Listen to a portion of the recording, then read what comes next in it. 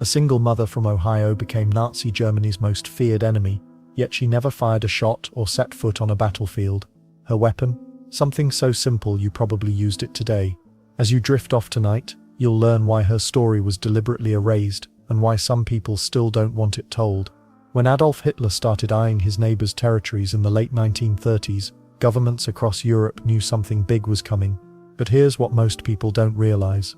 The real war had already begun years before the first tanks rolled across borders. It was happening in shadows, hotel rooms and cafes where ordinary-looking people carried secrets that could change everything. World War II created the biggest demand for spies in human history. Suddenly, every major power needed eyes and ears everywhere. The British were recruiting university professors and socialites. The Germans were training shopkeepers and taxi drivers.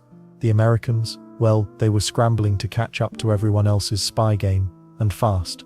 The interesting thing about wartime espionage is that it attracted the most unlikely people. A French resistance fighter might be a ballet dancer by day. A Nazi informant could be your friendly neighborhood baker. Spies came from every background you can imagine. Circus performers, priests, housewives, and even teenagers. The only requirement was nerves of steel and the ability to lie convincingly while your life depended on it. Both the Allies and Axis powers understood that information was just as deadly as bullets, maybe more deadly. The Germans had their Abwehr intelligence service working overtime. The British created the Special Operations Executive, or SOE, specifically to set Europe ablaze through sabotage and espionage. Meanwhile, the Soviets had been perfecting spy networks for decades under Stalin's paranoid regime. But the really smart players started their chess moves long before anyone declared war. British intelligence began recruiting potential agents in occupied territories months, sometimes years before they'd actually need them. They identified people who could blend in, who had the right accents, who knew the local customs. These weren't movie-style super spies with fancy gadgets. These were regular people who happened to be extraordinarily brave. The Germans were doing the same thing in reverse. Nazi agents had been mapping Allied defenses, studying military installations, and building contact networks throughout the 1930s. Some of these early spy networks would later become the backbone for major wartime operations that saved or cost thousands of lives. Then there's the fascinating recruitment process. Intelligence services couldn't exactly post job ads in newspapers. Instead, they relied on personal recommendations, university connections, and sometimes pure luck. A conversation at a dinner party might lead to a career in espionage. A chance meeting at a train station could change someone's entire life trajectory. What made World War II espionage different from previous conflicts was the sheer scale of it all. Earlier wars might have involved a handful of spies per country. This war required thousands. Radio operators, saboteurs, code breakers, double agents, and couriers. Each role demanded different skills, different training, and different levels of risk tolerance. The early spy networks established before fighting began often determined which operations would succeed later. A British agent placed in a French village in 1938 might provide crucial intelligence for D-Day planning in 1944. A German sleeper agent in London could feed false information back to Berlin for years. These long-term investments in human intelligence paid massive dividends when the shooting actually started. Intelligence services also had to solve practical problems that sound almost comical now. How do you teach a British aristocrat to sound like a French farmer? What happens when your carefully trained Norwegian agent gets seasick on the submarine ride to his mission? How do you explain why someone supposedly from Bavaria doesn't know the local beer preferences? The answers often involved months of preparation that most people never heard about. Agents studied regional dialects, local customs, even the way people from different areas walked or held their cigarettes. Details that seem insignificant could mean the difference between completing a mission and facing a firing squad. Let's not forget the psychological toll of this preparation phase. These future spies had to mentally prepare for the possibility of torture, execution, or watching friends die. They signed up knowing that their own governments might disavow their existence if things went wrong. That takes a special kind of courage, or maybe a special kind of crazy. The most successful early networks were built on personal relationships and shared beliefs rather than money or coercion. People joined because they believed in stopping fascism, protecting their homeland, or simply because someone they trusted asked them to help. These emotional connections made the networks stronger, but also more vulnerable to betrayal. By the time the first shots were fired, an invisible war was already raging across Europe. Coded messages were crossing borders nightly. Safe houses were being established. Weapons caches were being hidden in barns and basements. The groundwork for the most elaborate deception operations in history was already in place.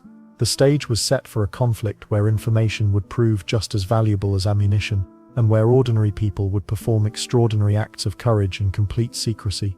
But first, these amateur spies needed to learn skills that would make professional criminals jealous. Becoming a secret agent during World War II wasn't like filling out a job application. The recruitment process started with a tap on the shoulder, a mysterious letter, or sometimes just a casual conversation that turned your entire life upside down. One day you're a school teacher in London, the next you're learning how to kill someone with a pencil. The training camps were hidden in the Scottish Highlands and remote English countryside. Students arrived with no idea what they'd signed up for. Makes sense, right? You can't exactly put advanced assassination techniques in a university catalogue. These weren't your typical classrooms either. Picture Victorian mansions converted into spy schools, complete with obstacle courses in the gardens and shooting ranges in the basements. Physical fitness came first, but not the kind you'd expect. Agents needed to move like cats, climb like monkeys, and fight like cornered animals. They practiced jumping from second-story windows, scaling walls in complete darkness, and running silently across gravel. The weird part is they also learned how to fall down stairs without getting hurt. Apparently clumsy spies live longer than graceful dead ones. Lock-picking became an art form. Students spent hours with tiny metal tools, learning to feel their way through complex mechanisms. Instructors timed them ruthlessly. Open a standard door lock in under 30 seconds or fail the course. Some agents got so good, they could break into a house, steal documents and lock up behind them without leaving a trace. The homeowner would never know their secrets had been copied and photographed. Then there was parachute training, which terrified even the bravest volunteers. Jumping out of perfectly good airplanes goes against every human instinct. But spies needed to land behind enemy lines, often in complete darkness, carrying heavy radio equipment and weapons. They practiced landing in forests, fields, and sometimes on rooftops. One small mistake meant broken bones or death before the mission even started. Language training pushed students to their limits. Learning to speak like a native wasn't enough. Agents had to think, dream, and swear in their cover language. They studied regional accents, local slang, and cultural habits. An agent pretending to be from Bavaria better know how to tie their shoes the Bavarian way. Even tiny details like how you hold a fork could expose you as a foreign spy. Creating false identities became a psychological challenge. Students learned to build entire fake lives, complete with childhood memories, family stories, and personal quirks. They practiced their cover stories until they became second nature. Some agents lived their false identities for so long they almost forgot their real names. The training included method acting techniques borrowed from professional theaters. Code work required mathematical precision and artistic creativity. Agents memorized complex encryption systems, learned to send messages using seemingly innocent letters, and practiced hiding information in everyday objects. They stuffed coded messages into toothpaste tubes, sewed them into clothing seams, and wrote them using invisible ink made from lemon juice or human urine. Well, desperate times called for creative solutions. Sabotage training turned ordinary household items into weapons of war. Students learned to make explosives from fertilizer and diesel fuel, disable vehicles by putting sugar in gas tanks, and cut telephone wires without electrocuting themselves. They practiced building bombs that looked like soap bars, cigarette packs, or even chocolate. The goal was making enemy soldiers afraid to touch anything. The psychological pressure never stopped. Instructors constantly tested students with surprise interrogations, fake betrayals, and impossible scenarios. They might wake you at 3 in the morning, drag you to a basement room and demand you explain your cover story while bright lights blinded you. Students who cracked under this pressure rarely made it to real missions. Radio operation training pushed agents to their technical limits. They learned to assemble and operate complex broadcasting equipment, often in complete darkness. Speed was everything because German direction-finding units could locate transmission sources within minutes. Agents practiced sending coded messages in less than 3 minutes, then packing up their equipment and disappearing. Only about 20% of students passed the final examinations. The washout rate was brutal, but necessary. A single failed agent could expose entire resistance networks and get dozens of people killed. Better to be harsh in training than sorry in the field. Female agents faced additional challenges during training. They learned to hide weapons under feminine clothing, use makeup for disguises, and exploit enemy assumptions about helpless women. Some of the most successful spies were women who used society's prejudices as camouflage. The training never really ended. Even after graduation, agents continued learning through experience, failure, and sometimes tragedy. But those who survived the schools had been transformed into living weapons. Now, once these newly trained agents were ready for action, some would face the ultimate test of loyalty and deception. A few would even work for both sides simultaneously, playing the most dangerous game imaginable. When the war started, most people thought spies were either completely loyal to one side or the other. Black and white, good versus evil, simple as that. Well, the reality was far messier. Some of the war's most effective agents were playing both sides like a chess master moving pieces on two different boards. Double agents weren't just switching teams, they were pretending to work for the enemy while secretly serving their true masters. The psychological pressure must have been crushing. One wrong word, one tiny slip-up, and they'd face torture or a bullet to the head. Yet these masters of deception pulled it off for months, sometimes years. Take Juan Pujol Garcia, a Spanish chicken farmer who became one of history's greatest double agents. This guy had zero intelligence training, but he convinced the Germans he was their perfect spy in Britain. The twist? He wasn't even in Britain when he started sending reports. Garcia was sitting in Lisbon, making up his intelligence using tourist guides and railway timetables. His fake reports were so detailed that the Nazis paid him handsomely for his work. He invented an entire network of 27 fictional sub-agents, complete with personalities and backstories. One of his imaginary spies was supposedly a Venezuelan student in Glasgow who hated the British. Another was a Welsh fascist sympathizer in Cardiff. Garcia even killed off some of his fake agents to make the story more believable. The British eventually discovered Garcia's operation and recruited him for real. Codenamed Garbo, he moved to London and started feeding the Germans a steady diet of misleading information. His handlers were amazed. This amateur had fooled Nazi intelligence for months without any professional help. But Garcia's greatest performance came during Operation Fortitude, the massive deception campaign designed to hide the real location of D-Day. The Allies needed the Germans to believe the invasion would hit Calais, not Normandy. Double agents like Garcia became the stars of this elaborate theater production. Garcia sent the Germans over 500 messages in the 2 years leading up to D-Day. He reported fake troop movements, fictional military exercises, and completely made-up conversations with Allied officers. The Germans trusted him so much they awarded him the Iron Cross, while the British gave him an MBE. Must be the only person in history to receive medals from both sides in the same war. Then there was Eddie Chapman, a British criminal turned double agent with the code name Zigzag. Chapman had been imprisoned in Jersey when the Germans occupied the Channel Islands. Instead of rotting in jail, he volunteered to spy for the Nazis. They trained him in sabotage and parachuted him back into England with orders to blow up an aircraft factory. Chapman immediately turned himself in to British intelligence. Rather than execute him as a traitor, MI5 saw an opportunity. They helped Chapman fake the factory explosion using Hollywood-style special effects. Aerial photographs showed convincing damage, and British newspapers reported the successful sabotage. The Germans were delighted with their star agent. What made double agents so effective wasn't just their lies, it was the grain of truth mixed into their deceptions. They'd report real but harmless information to build trust, then slip in the crucial falsehoods when it mattered most. A double agent might accurately describe British weather patterns and rationing cues, then completely fabricate the location of a military division. The psychological warfare extended beyond individual agents. The British ran something called the double cross system, which eventually controlled every German agent in Britain. Not most of them, every single one. Some were turned into double agents, others were eliminated, but none operated without British knowledge. Managing double agents required incredible attention to detail. Controllers had to remember what lies each agent had told, which stories they were supposed to believe, and how their fictional networks connected. One contradiction could unravel months of careful deception. The Germans weren't complete fools. They had their own double agents working against the Allies, but they never achieved the systematic control that Britain managed. Part of this came down to different approaches to intelligence work. The British treated deception as an art form, while the Germans often relied more on brute force and intimidation. Some double agents cracked under the pressure. The constant lying, the fear of discovery, the isolation from friends and family. It took a special kind of person to maintain the charade for years.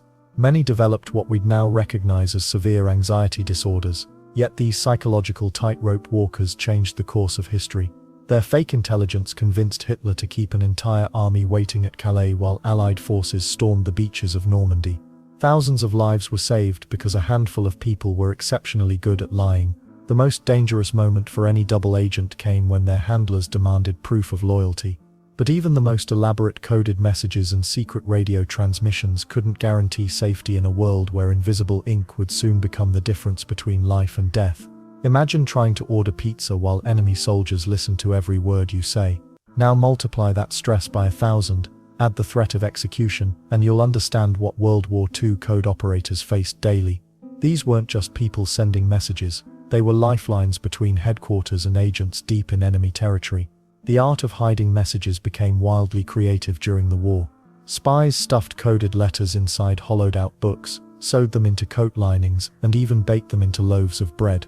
One British agent famously hid microfilm inside a dead rat, betting German soldiers wouldn't want to search too carefully.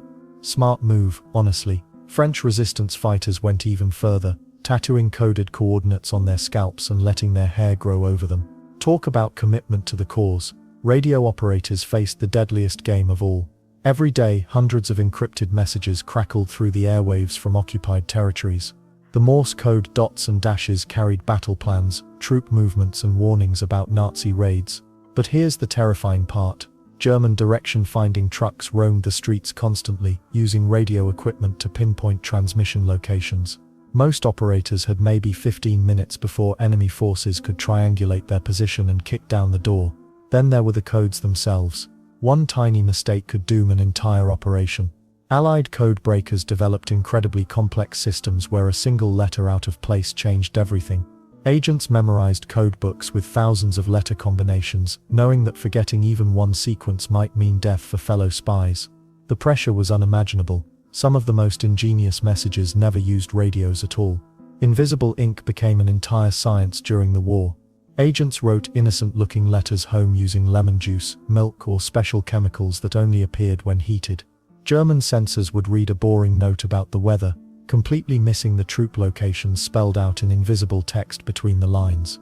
Others used ultraviolet ink that showed up only under special lamps hidden in Allied safe houses. False signals created just as much chaos as real ones. British intelligence launched Operation Bodyguard, flooding German listening posts with fake radio chatter about non-existent army divisions. They created entire phantom armies on paper, complete with fake commanders sending fake orders to fake regiments. German analysts spent countless hours trying to decode messages about military units that existed only in some clever spy's imagination. The deception was so thorough that Hitler kept entire divisions in the wrong locations, waiting for attacks that never came. But the real heroes were the everyday people operating radios under impossible conditions. Take Noor Inayat Khan, who transmitted from occupied Paris while Gestapo agents hunted her relentlessly. She moved her radio equipment almost nightly, broadcasting from attics, basements, and abandoned buildings. Every transmission risked capture, torture, and execution. Yet she kept sending intelligence that saved countless Allied lives. The weird part is how ordinary objects became message carriers. Spies hid coded information in playing cards by making tiny pinpricks in specific patterns. Chess problems published in newspapers contained battle plans disguised as game moves. Even crossword puzzles became vehicles for secrets. Certain answers spelled out when read in sequence would reveal meeting locations or operation dates. Radio operators developed their own survival tricks. Many used burst transmission techniques, compressing entire messages into a few seconds of rapid-fire Morse code. Others set up multiple backup locations, moving their equipment in suitcases designed to look like traveling salesmen's samples. Some operators worked in pairs, one person sending while the other watched for German direction-finding vans approaching the neighborhood. Musical codes created another layer of deception. Resistance fighters in Belgium used sheet music to hide messages, with specific notes corresponding to letters or numbers. German soldiers saw innocent folk songs while resistance members read detailed sabotage instructions. BBC radio broadcasts included coded phrases hidden in seemingly normal programming. A weather report mentioning the roses are blooming early might signal French resistance fighters to begin a railway bombing mission. The psychological toll was enormous. Operators knew that one wrong keystroke, one transmission lasting too long, or one suspicious neighbor could end everything. Many developed elaborate cover stories and fake identities to explain their activities. They lived in constant fear, checking escape routes and hiding places multiple times daily. Emergency destruction procedures became routine. Agents kept acid ready to dissolve codebooks instantly. They memorized techniques for smashing radio equipment beyond recognition. Some carried special incendiary devices designed to burn through metal, ensuring no evidence survived capture. The most successful code operations combined multiple techniques. Messages might start as invisible ink, get photographed onto microfilm, hidden inside a hollowed coin, and carried by a courier with a completely fabricated identity. Each layer of protection increased chances of successful delivery. However, the human element remained the weakest link in even the most sophisticated systems. One captured agent, one broken code, or one moment of carelessness could unravel entire networks. The stakes couldn't have been higher, and the pressure never stopped. But codes and messages were just part of the story. Some of the war's most remarkable intelligence work came from an unexpected source. While coded messages and double agents grabbed headlines, some of the war's most dangerous missions fell to operatives who could blend into crowds, charm their way past checkpoints, and disappear without a trace.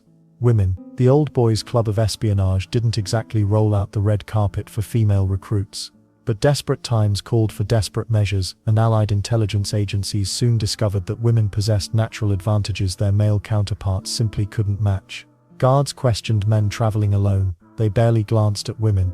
A businessman crossing borders raised suspicions, a governess or secretary. She was practically invisible. Virginia Hall became the perfect example of turning perceived weakness into deadly strength. Born in Baltimore, she'd lost her left leg in a hunting accident and wore a wooden prosthetic she nicknamed Cuthbert. Most people would see this as a career-ending disability for spy work. Hall saw it as the ultimate disguise tool. Operating in occupied France, she transformed herself from a limping American socialite into a bent-over French peasant woman.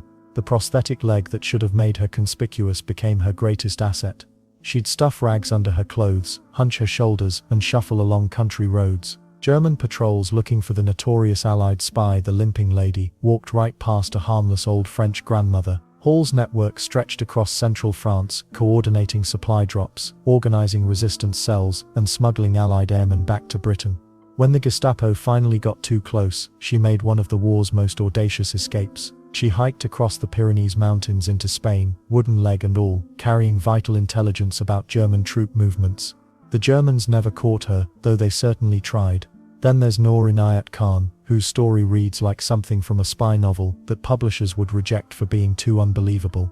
The daughter of an Indian mystic and an American mother, Khan was a children's book author and musician living peacefully in London when the war started. Peaceful, gentle, and completely unsuited for violence. Perfect spy material, apparently. Khan's assignment: operate a radio transmitter in Nazi-occupied Paris.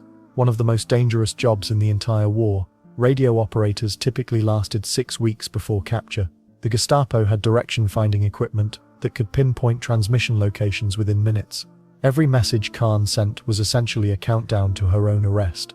But she kept transmitting. For months, Khan moved constantly, never staying in one location long enough for the Germans to triangulate her position. She changed her appearance, her accent, even her handwriting. When other agents in her network got captured one by one, she refused evacuation orders from London. Someone had to keep the communication lines open between the French resistance and Allied command. The weird part is how many women volunteered for missions that terrified hardened military veterans. Nancy Wake, an Australian socialite turned sabotage expert, once killed a German sentry with her bare hands. She led raids on Nazi installations, survived multiple attempts on her life, and became so notorious that the Germans placed a 5 million franc bounty on her head. The Gestapo called her the White Mouse, because she always slipped away just when they thought they had her cornered. Over 30 women received official recognition for extraordinary espionage service during World War II, but those numbers barely scratch the surface. Most female agents operated under such deep cover that their real contributions remained classified for decades. Some never got recognition at all. The British Special Operations Executive recruited women from all walks of life: secretaries, teachers, actresses, even a circus performer. They learned the same brutal skills as their male counterparts: silent killing, explosives, lock-picking, and withstanding torture. But they also mastered uniquely feminine tradecraft, how to hide weapons in handbags, which makeup could conceal bruises after interrogation, how pregnancy could provide the perfect cover story for suspicious behavior. The risks these women faced went beyond simple capture or execution. Female agents knew that falling into enemy hands often meant sexual violence before death, yet they volunteered anyway, understanding that their gender provided access to places and people that male operatives could never reach. Almost all of them lived with the constant possibility of betrayal, torture, or summary execution. Khan eventually was captured, brutally tortured, and shot at Dachau concentration camp. Hall survived but spent the rest of the war dodging assassination attempts. Wake made it through alive but lost her beloved husband to Nazi reprisals. Their success rate, however, was remarkable. Women completed some of the war's most critical intelligence missions, often with fewer resources and backup options than their male colleagues received. They proved that the most effective spy wasn't necessarily the strongest or most aggressive operative, but the one nobody suspected. The Shadow War's deadliest operatives weren't just stealing secrets and sending coded messages. Some were playing an even more dangerous game, using actual corpses to fool entire armies. Picture a plan so outrageous it sounds like comedy, yet so brilliant it fooled the most paranoid dictator in history. The year was 1943, and British intelligence needed to pull off the impossible, convince Hitler that the Allies weren't planning to invade Sicily. Everyone knew Sicily was the obvious target. The island sat perfectly positioned as Europe's stepping stone. German generals weren't stupid. They'd figured this out months ago. But what if the Nazis could be tricked into believing the real invasion was somewhere else entirely? Enter Operation Mincemeat, possibly the weirdest deception in military history. The plan required one crucial ingredient: a dead body. Not just any corpse would work though. The British needed someone who could pass for a military officer, someone whose death wouldn't raise suspicions. After scouring London morgues, they found their man, a homeless drifter who'd died from rat poison. Perfect? Well, sort of. The corpse got a complete makeover worthy of Hollywood. Meet Major William Martin of the Royal Marines, a man who never existed, but would soon have Hitler's complete attention. Intelligence officers crafted an entire life story for this dead stranger. They gave him a fiancée named Pam, complete with love letters and a photograph of a clerk who worked at MI5. They stuffed his wallet with movie ticket stubs, a receipt for an engagement ring, and even an angry letter from his bank about an overdraft. But here's where things got seriously creative. The team needed Major Martin to carry documents so sensitive that finding them would feel like striking intelligence gold. They created fake invasion plans targeting Greece and Sardinia, anywhere except Sicily. The papers detailed troop movements, supply routes, and coordination with local resistance fighters. Every detail screamed authenticity. The corpse got dressed in a proper officer's uniform, complete with military decorations and a briefcase chained to his wrist. British officials even gave him a personality quirk. Major Martin supposedly loved theatre and carried programs from recent London shows. The attention to detail was obsessive, almost insane. Then came the tricky part: delivery. You can't exactly mail a corpse to enemy headquarters. The submarine HMS Seraph carried Major Martin's body to Spanish waters near Huelva. Spain stayed officially neutral, but German agents crawled all over the country. British intelligence knew Spanish officials would examine any suspicious body washing ashore, and those documents would definitely reach German hands.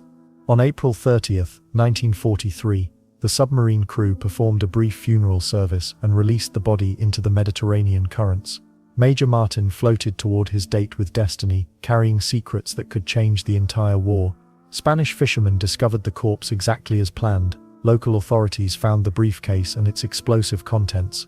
Within days, German intelligence officers were photographing every document, translating every word, analyzing every detail.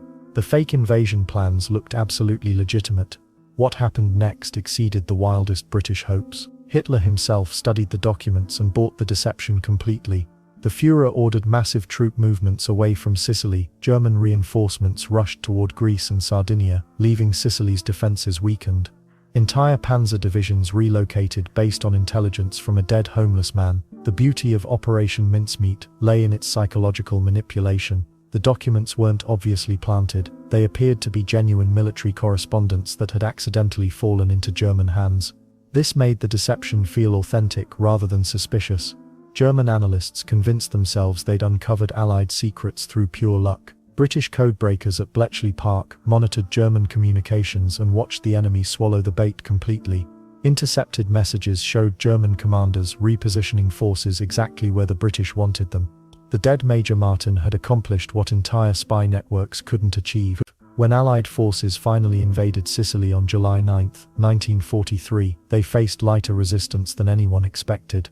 German troops were scattered across the Mediterranean, defending targets that would never be attacked. The invasion succeeded faster, and with fewer casualties because a corps had convinced Hitler to look the wrong way. Operation Mincemeat saved thousands of Allied lives and shortened the Italian campaign significantly. The fake Major's mission accomplished everything British intelligence hoped for, and more. German forces remained divided and confused for weeks, never quite recovering their strategic balance in southern Europe. The operation stayed classified for decades after the war ended. When details finally emerged, historians called it one of the most successful deceptions in military history. A homeless man who died anonymously in London had posthumously become one of Britain's most effective secret agents. The success of this bizarre body double mission proved that sometimes the most ridiculous plans work precisely because they're so outrageous, nobody expects them. But while the British were perfecting the art of deception through dead messengers, another group of brilliant minds was cracking the enemy's most secret communications using pure mathematical genius. While millions of soldiers fought openly on battlefields, a different kind of war was happening inside some ordinary-looking buildings in the English countryside. Bletchley Park didn't look like much from the outside. Victorian mansion, some temporary wooden huts scattered around the grounds. Nothing special, but inside these buildings, thousands of brilliant minds were working around the clock on what would become one of the most important secret operations of the entire war. The German military had something they thought was unbreakable. The Enigma machine. This mechanical device could scramble messages into millions of different combinations, creating codes so complex that the Germans believed no human could ever crack them. Every day, Nazi commanders sent thousands of encrypted messages about troop movements, battle plans, and submarine attacks. They felt completely safe discussing their most sensitive secrets over the radio waves. They were wrong. Alan Turing arrived at Bletchley Park in 1939, just as the war was beginning. Mathematician, chess player, and probably one of the strangest geniuses anyone had ever met. Turing had this habit of chaining his coffee mug to the radiator so nobody would steal it. He'd show up to important meetings wearing a gas mask during pollen season. Brilliant. Absolutely. Conventional, not even close. But here's the thing about breaking codes that seem impossible to break. You don't just need smart people. You need people who think differently. Turing looked at the Enigma problem and realized that brute force wouldn't work. The machine could create 159 million different combinations. Even if you had 1,000 people working day and night, checking every possibility would take longer than the war itself. What Turing figured out was that the Germans were making small mistakes, human errors, lazy operators who used the same settings, weather reports that followed predictable patterns, love letters that started the same way. These tiny cracks in the system gave the code breakers something to work with. The team at Bletchley Park built machines called bombs that could test thousands of combinations automatically. These weren't computers, as we know them today, but they were the closest thing to it in 1940. Clicking, whirring mechanical beasts that could eliminate impossible combinations and narrow down the search. When a bomb found a match, bells would ring, and the operators would rush over to see what secrets had been unlocked. Then there were the people who made it all possible. Thousands of them. Actually, mathematicians from Cambridge, crossword puzzle champions, recruited through newspaper ads, linguists who spoke a dozen languages, and young women who operated the machines with incredible precision. Most were in their 20s. Many had never worked outside their hometowns before. Now they were handling some of the most sensitive intelligence in the world. The secrecy was absolute. Workers signed the Official Secrets Act and were told they could never ever discuss what happened at Bletchley Park. Not with their families. Not with their friends, not even with other people who worked there, but in different sections. The woman operating the bomb in Hut 6 had no idea what the analysts in Hut 8 were doing with the decoded messages she helped produce. Every morning brought fresh intercepts. German U-boat commanders reporting their positions in the Atlantic. Luftwaffe pilots receiving orders for bombing raids over London. Field marshals discussing tank movements in North Africa. The codebreakers were reading Hitler's mail before some of his own generals saw it. But knowing the enemy's plans created an impossible problem. How do you use the intelligence without letting the Germans know their codes are broken?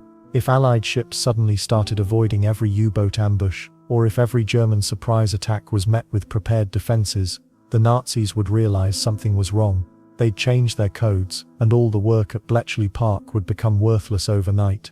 The solution required cold calculation. Sometimes the intelligence was used to save lives and win battles. Other times difficult decisions were made to let smaller attacks succeed in order to protect the bigger secret. Allied commanders had to balance immediate tactical advantages against the long-term strategic value of keeping Enigma decryption hidden. By 1943, Bletchley Park was processing over 80,000 messages per month. The operation had grown from a few dozen people to nearly 10,000. They were reading German naval codes, army communications, even diplomatic messages between Berlin and its allies. The intelligence they produced, codenamed Ultra, was flowing to Allied commanders across every theater of the war. The weird part is how long this remained secret after the war ended. Decades passed.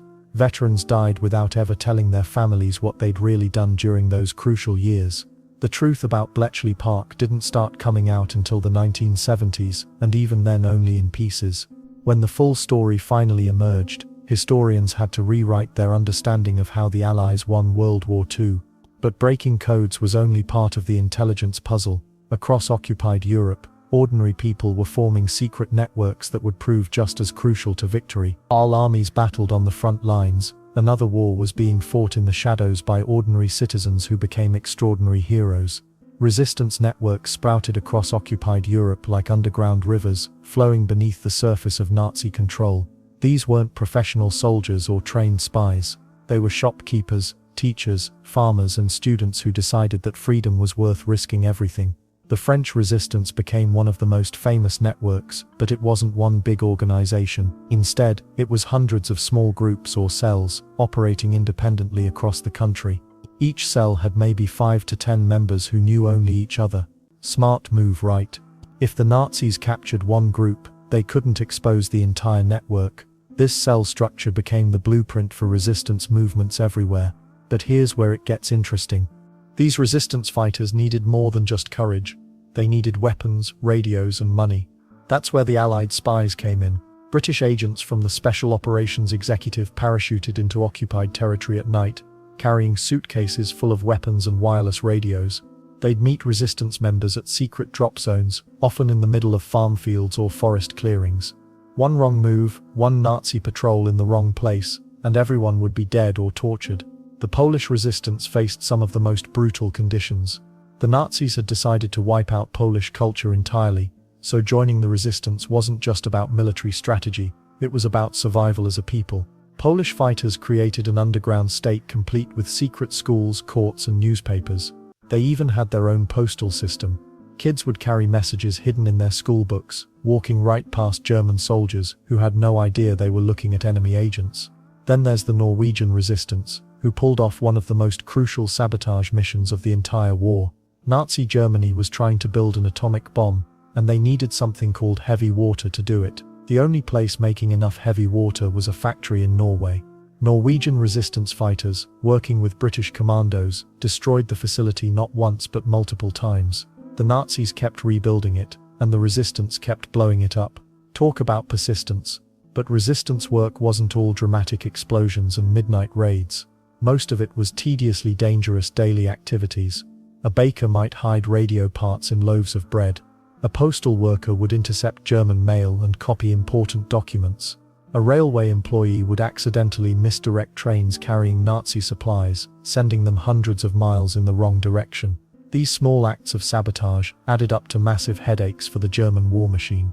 Women played huge roles in resistance networks, often because they could move around more freely than men.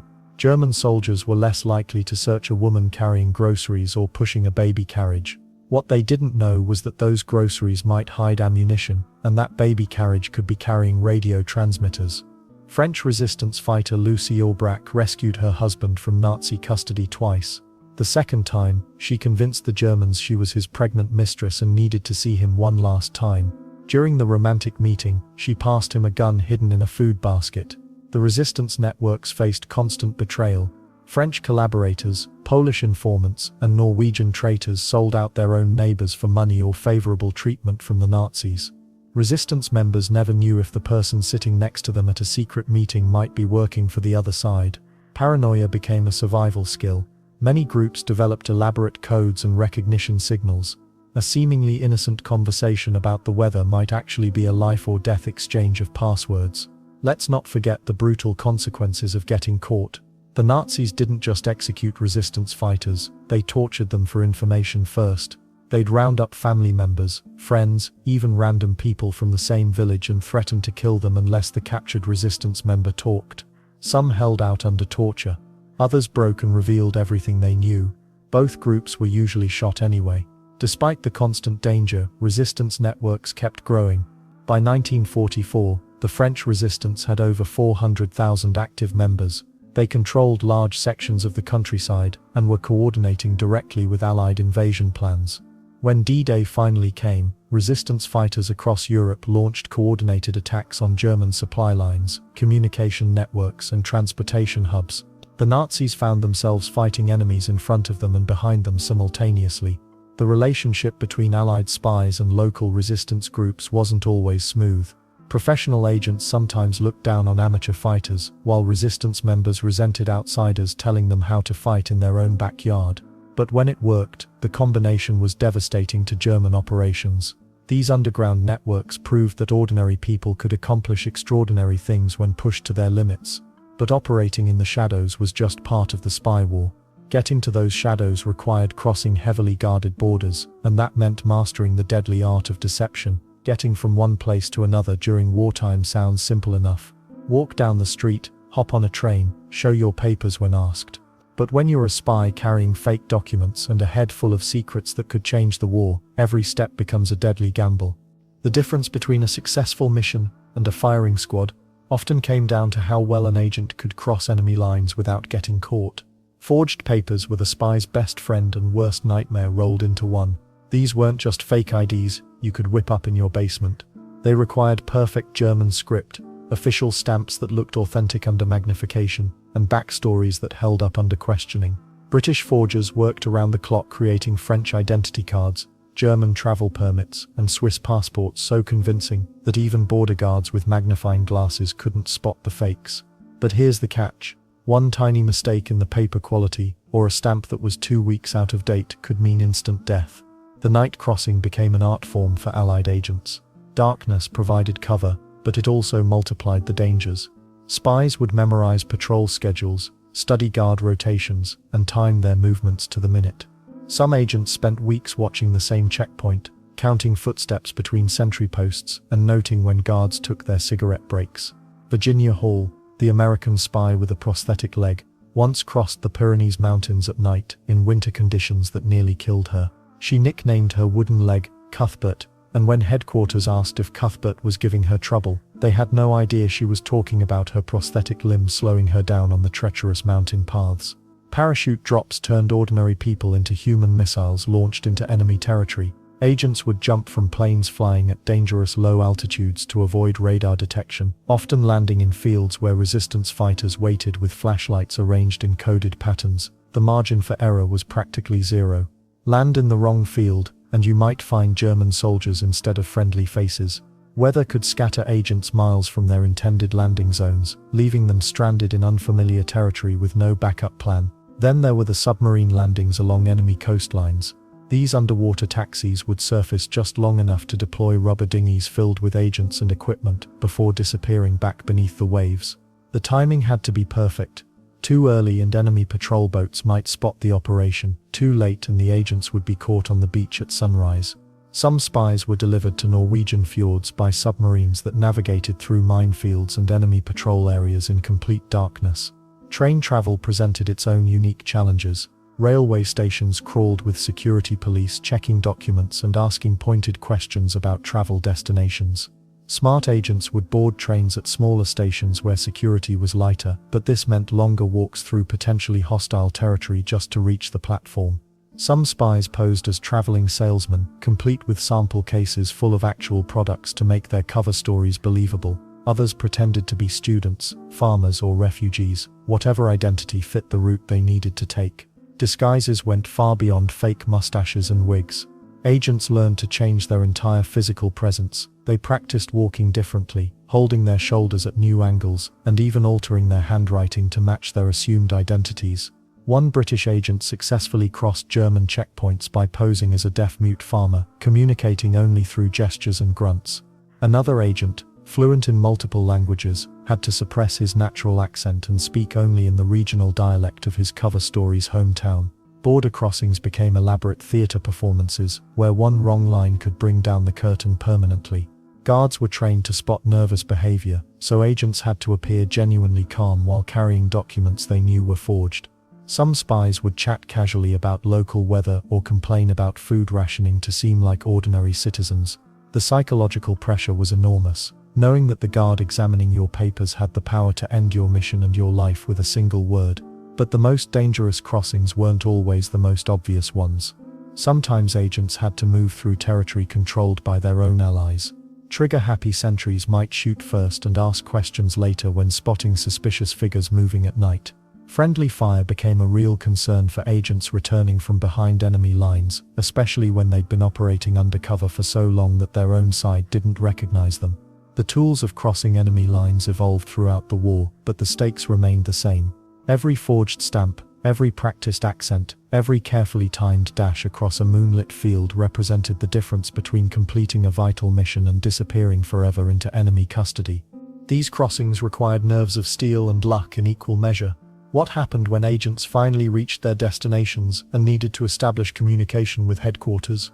The next challenge would prove just as dangerous, but in completely different ways. Crossing enemy lines was one thing.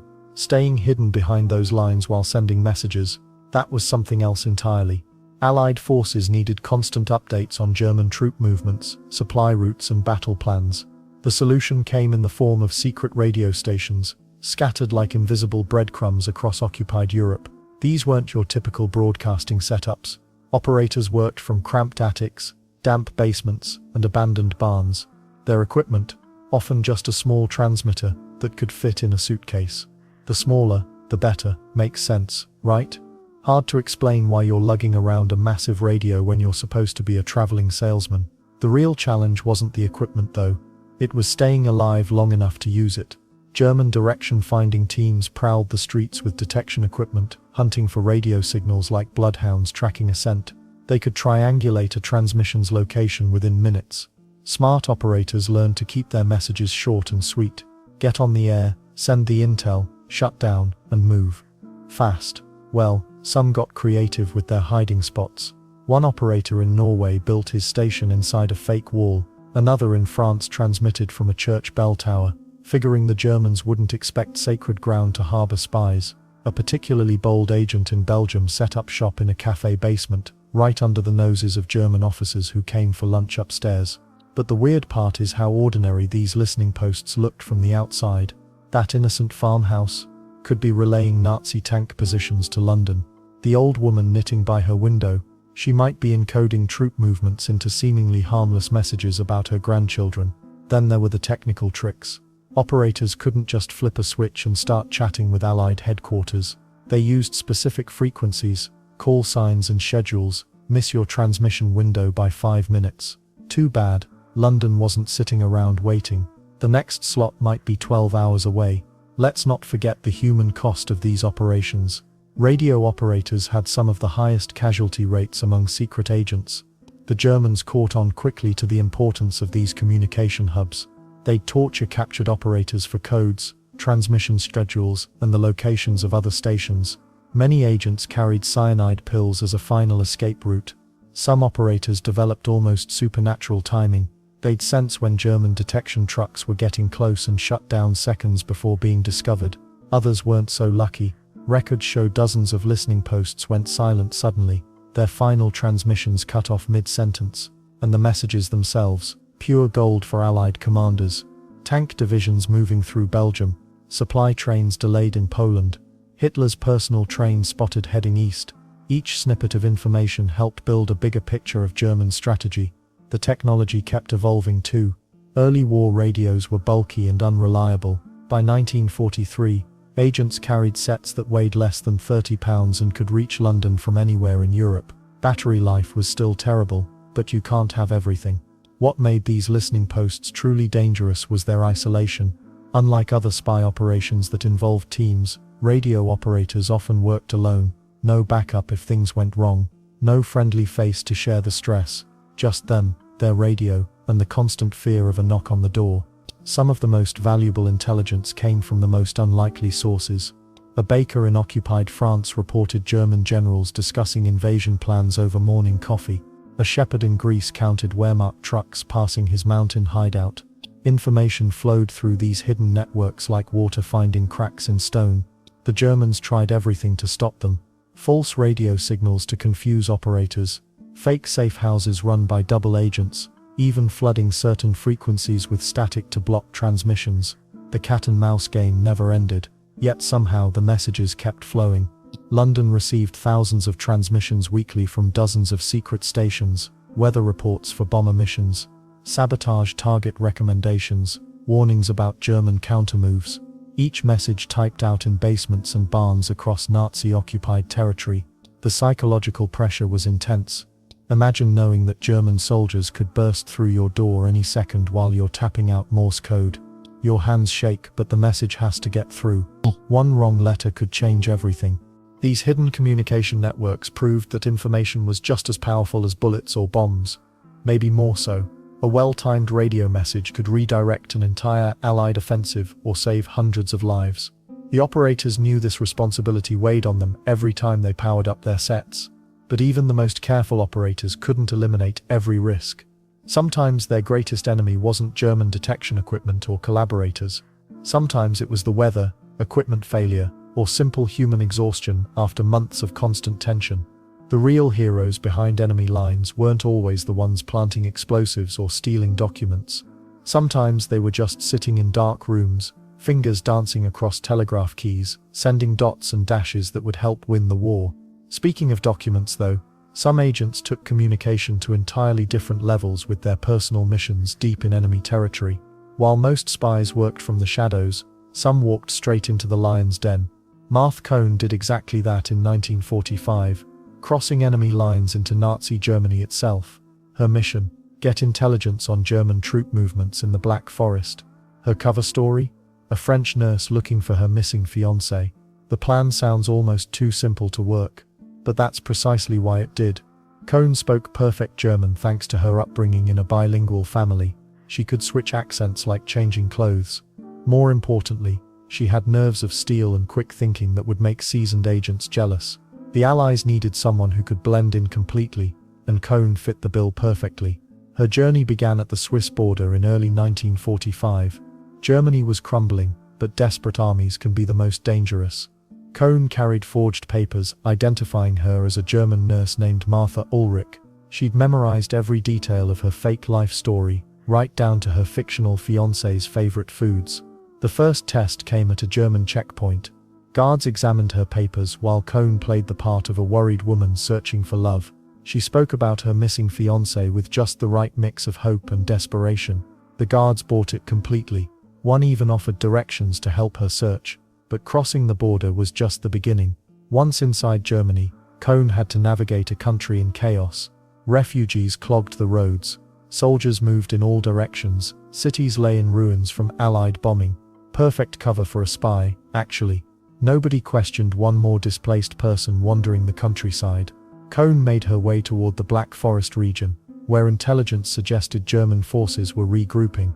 She hitchhiked with German soldiers, ate in military canteens, and even slept in army barracks, all while pretending to search for her imaginary boyfriend.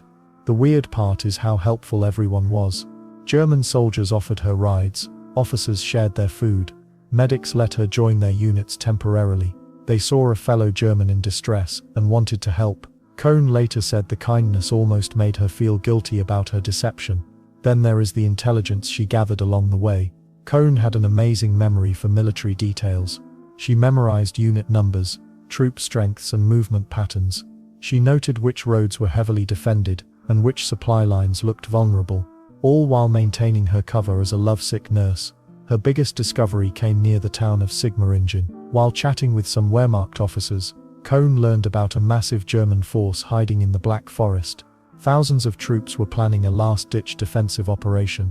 They intended to ambush advancing Allied forces in the dense woodland. This intelligence was pure gold. Allied commanders had no idea about this hidden army. Without Cohn's warning, Allied troops would have walked straight into a trap. Hundreds, maybe thousands of soldiers would have died in the ambush. But first she had to get the information out. Cohn couldn't just walk back to Allied lines without raising suspicion. She needed a believable reason to leave the area. So she created a new story about receiving word that her fiancé had been found in another town. Tearful goodbyes all around, and she was on her way. The return journey proved even more dangerous than entering Germany. Allied bombing had intensified. German checkpoints were more suspicious of anyone traveling toward the front lines. Cohn had to think fast when one officer questioned why she was heading toward the fighting instead of away from it. Her answer was brilliant in its simplicity. She claimed her fiancé had been wounded and was in a field hospital near the front. Love makes people do crazy things, right? The officer shook his head at her foolishness, but let her pass. Near the Swiss border, Cohn faced her closest call. A suspicious border guard decided to search her belongings thoroughly. If he found anything suspicious, her mission would fail. Worse, she'd probably face execution as a spy. Cohn stayed calm while the guard went through her few possessions. She kept talking about her fiancé, showing fake letters she'd written to maintain her cover. The guard found nothing incriminating, because Cohn had memorized everything instead of carrying written notes. After what felt like hours, the guard waved her through. Once safely across the border, Cohn immediately contacted her Allied handlers. The intelligence about the hidden German force reached field commanders within hours. Allied attack plans were rapidly adjusted to account for the threat. The German ambush in the Black Forest never happened. When Allied forces advanced, they were ready for the hidden defenders. What could have been a devastating surprise attack became a controlled engagement. The German forces were surrounded and captured with minimal casualties on both sides. Cohn's single mission potentially saved thousands of lives, yet her story remained classified for decades. She returned to normal life, became a nurse, and rarely spoke about her wartime adventures. While Cohn relied on nerve and quick thinking, other agents depended on ingenious gadgets and hidden technology to complete their missions. Marthe Cohn had just pulled off one of the most daring intelligence coups of the war, but her success was made possible by something most people never think about when they picture spies. It wasn't just courage or quick thinking that kept agents alive behind enemy lines. It was gadgets. Real spy equipment from World War II looked nothing like the flashy devices you see in movies today.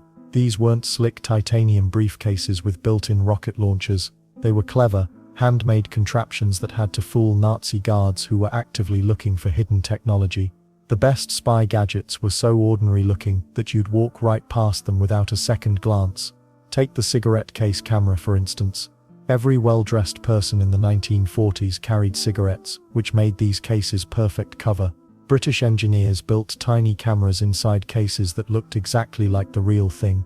When an agent offered someone a smoke, they were actually photographing secret documents or troop movements. The shutter mechanism was triggered by pressing what appeared to be a normal decorative button. One slight push, and classified Nazi battle plans were captured on film smaller than a postage stamp. Then there were the exploding pens, well, not exactly exploding in the Hollywood sense. These fountain pens contained small incendiary charges that could destroy documents in seconds if an agent was about to be captured. The ink reservoir held real ink, and the pen wrote normally, but a hidden compartment near the clip contained enough chemical compound to reduce a stack of papers to ash. Twist the cap 3 times clockwise, and you had about 10 seconds to get away from whatever you wanted to disappear forever. But here's where it gets really clever. Some agents carried suitcase radios that looked like ordinary leather luggage from the outside. Open them up, and instead of clothes, you'd find a complete radio transmitter powerful enough to reach London from occupied France. The challenge wasn't just building a radio small enough to fit in a suitcase, it was making sure the suitcase still felt heavy enough to contain clothes but not so heavy that it aroused suspicion at checkpoints. Engineers solved this problem by using lightweight components and adding fake compartments filled with actual clothing items. A Nazi guard could open the case, rifle through what appeared to be spare shirts and socks, and never realize there was a second hidden layer containing broadcast equipment. The antenna was woven into the fabric lining, invisible unless you knew exactly where to look. Compasses presented their own unique challenge. Every escaping agent needed to know which direction was north, but carrying an obvious compass was like wearing a sign that said "I'm a spy." So British craftsmen sewed tiny compasses into coat buttons, belt buckles, and even shoelace tips. The most ingenious were hidden inside uniform buttons that looked identical to standard military issue. An agent could check their direction by simply glancing down at their jacket. Microdots revolutionized how secret messages traveled across enemy territory. Entire battle plans could be photographed and shrunk down to dots smaller than periods on this page. These microscopic images were then hidden under postage stamps, inside fountain pen cartridges, or even embedded in the period at the end of seemingly innocent letters. A love letter from a French woman to her sweetheart might contain complete German defensive positions for the Normandy coast, compressed into a single punctuation mark. The Germans naturally developed their own countermeasures. They created special magnifying equipment to search for microdots and trained guards to recognize common hiding places. This led to an escalating game of technological cat and mouse that lasted throughout the war. Some of the most effective gadgets were also the simplest.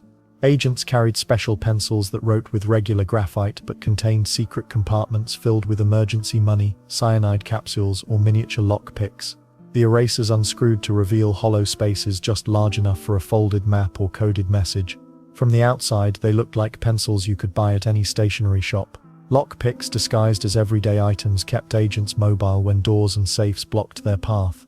Hairpins that actually functioned as hairpins also happened to be perfectly shaped for manipulating door mechanisms.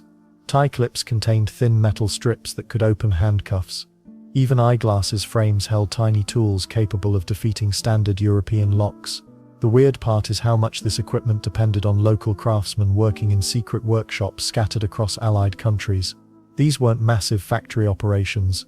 Most spy gadgets were handmade by clockmakers, jewelers, and radio enthusiasts who volunteered their skills for the war effort. Each device was essentially custom-built, which meant no two agents carried exactly the same equipment.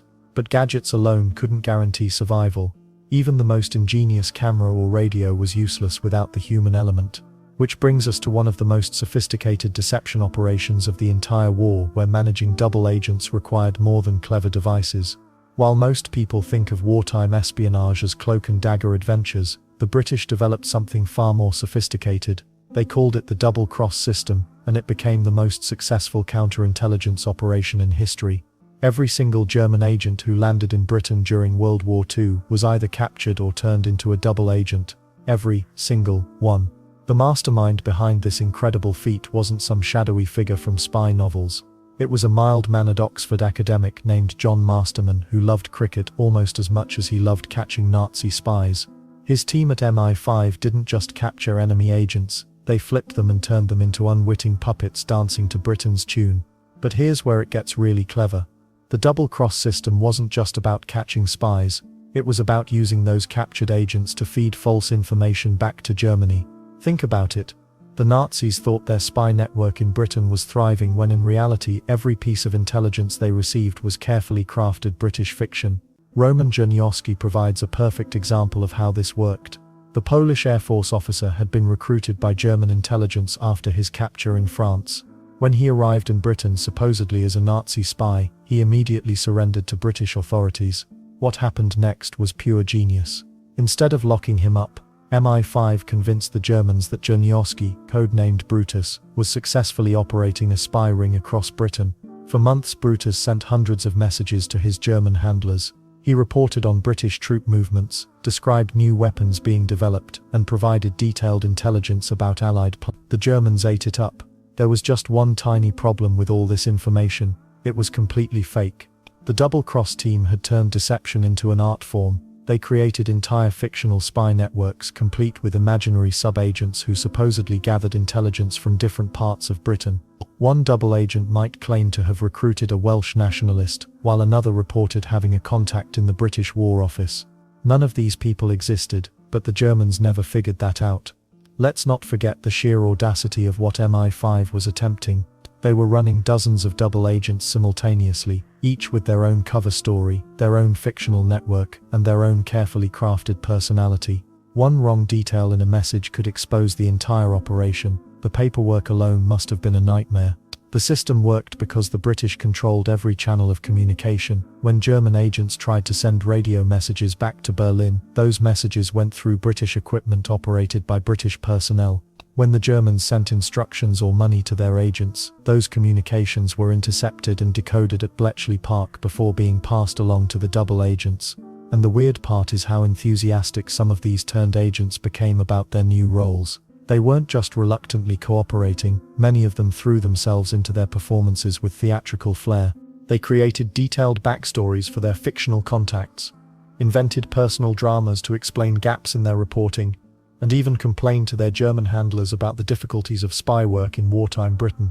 The double-cross system's greatest triumph came during the lead-up to D-Day. Operation Fortitude, the massive deception campaign designed to hide the true location of the Allied invasion, relied heavily on these double agents. They convinced the Germans that the main invasion would come at Pas de Calais, not Normandy. Even after Allied forces landed in Normandy, the double agents managed to persuade German commanders that this was just a diversion, and the real attack was still coming elsewhere. But running this elaborate charade took incredible coordination.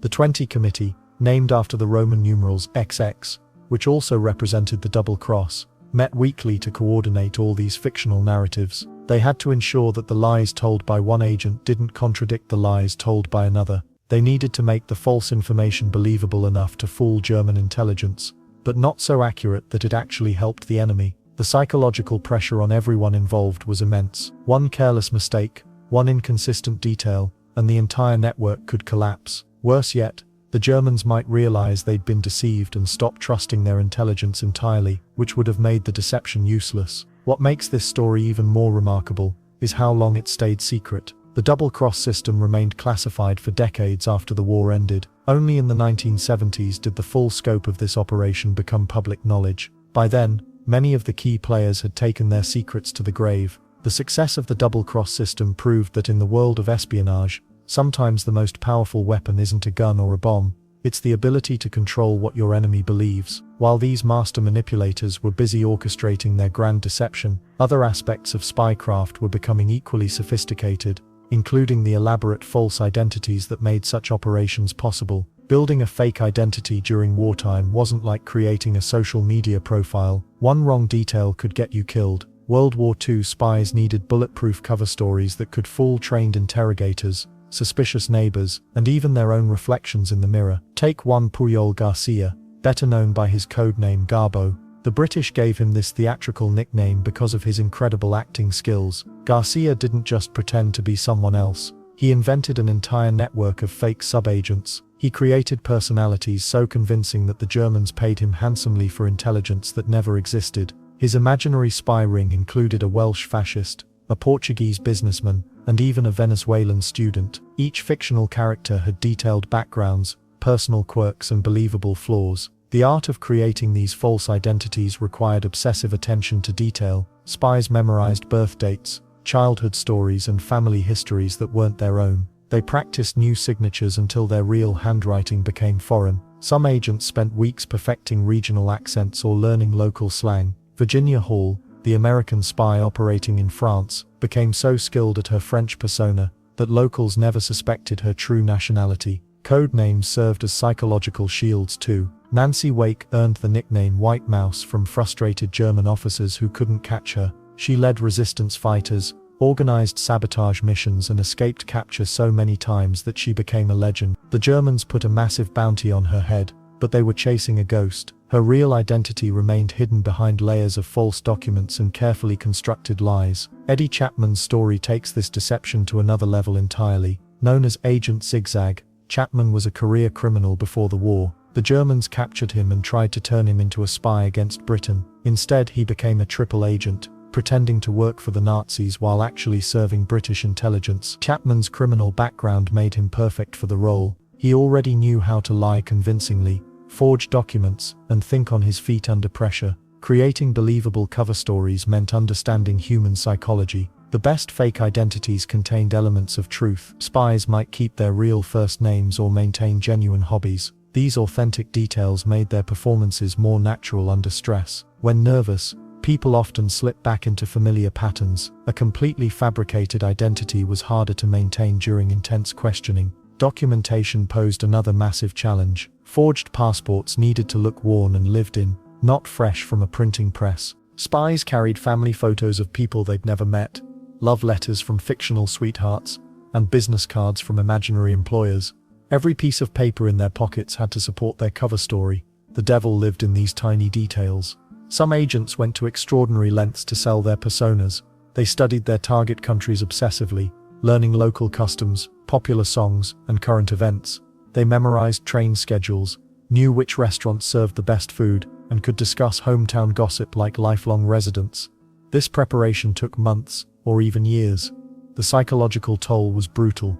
Living as someone else for extended periods messed with agents' sense of identity. They had to suppress their natural reactions, hide their true opinions, and maintain constant vigilance. A moment of genuine emotion could shatter years of careful preparation. Some spies later admitted they occasionally forgot who they really were. False professions required practical skills too. An agent posing as a mechanic needed to actually fix engines. Someone claiming to be a teacher had to know mathematics or literature well enough to fool colleagues.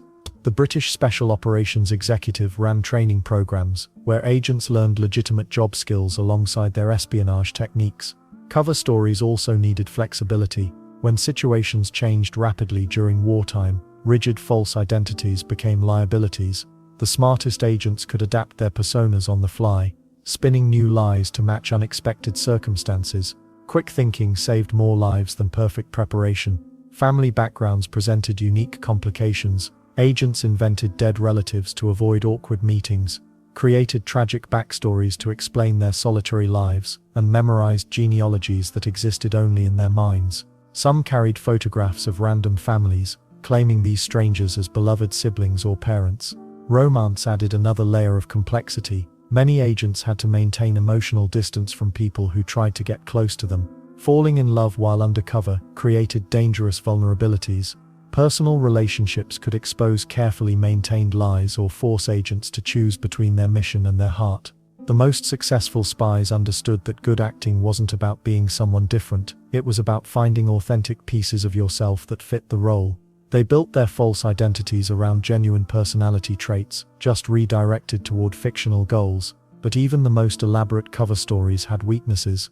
Small habits, unconscious gestures, or childhood scars could betray an agent's true identity to observant enemies. The constant fear of discovery never disappeared completely. No matter how perfect the disguise seemed, these master manipulators of identity would soon put their skills to the ultimate test, not in quiet intelligence gathering, but in missions that required explosives, split-second timing, and nerves of absolute steel. Code names and cover stories were just the beginning. When spies needed to actually damage the enemy war machine, they turned to sabotage missions. These weren't just about gathering information anymore. They were about breaking things and breaking them badly. The art of sabotage during World War II was like playing chess with explosives. Every move had to be calculated, every target carefully chosen, and every escape route mapped out in advance. But here's the thing about sabotage: it wasn't always about creating massive explosions that lit up the night sky. Sometimes the most effective damage came from tiny acts that seemed almost insignificant. Take the French resistance fighters who learned to pour sand into German truck engines. Simple, absolutely. Devastating, you bet. A handful of sand could destroy an engine worth thousands of marks and strand an entire convoy. The Germans would spend hours trying to figure out why their vehicles kept breaking down, never suspecting that local civilians were systematically destroying their transportation network one grain at a time. Then there were the railway saboteurs who became legends in their own right.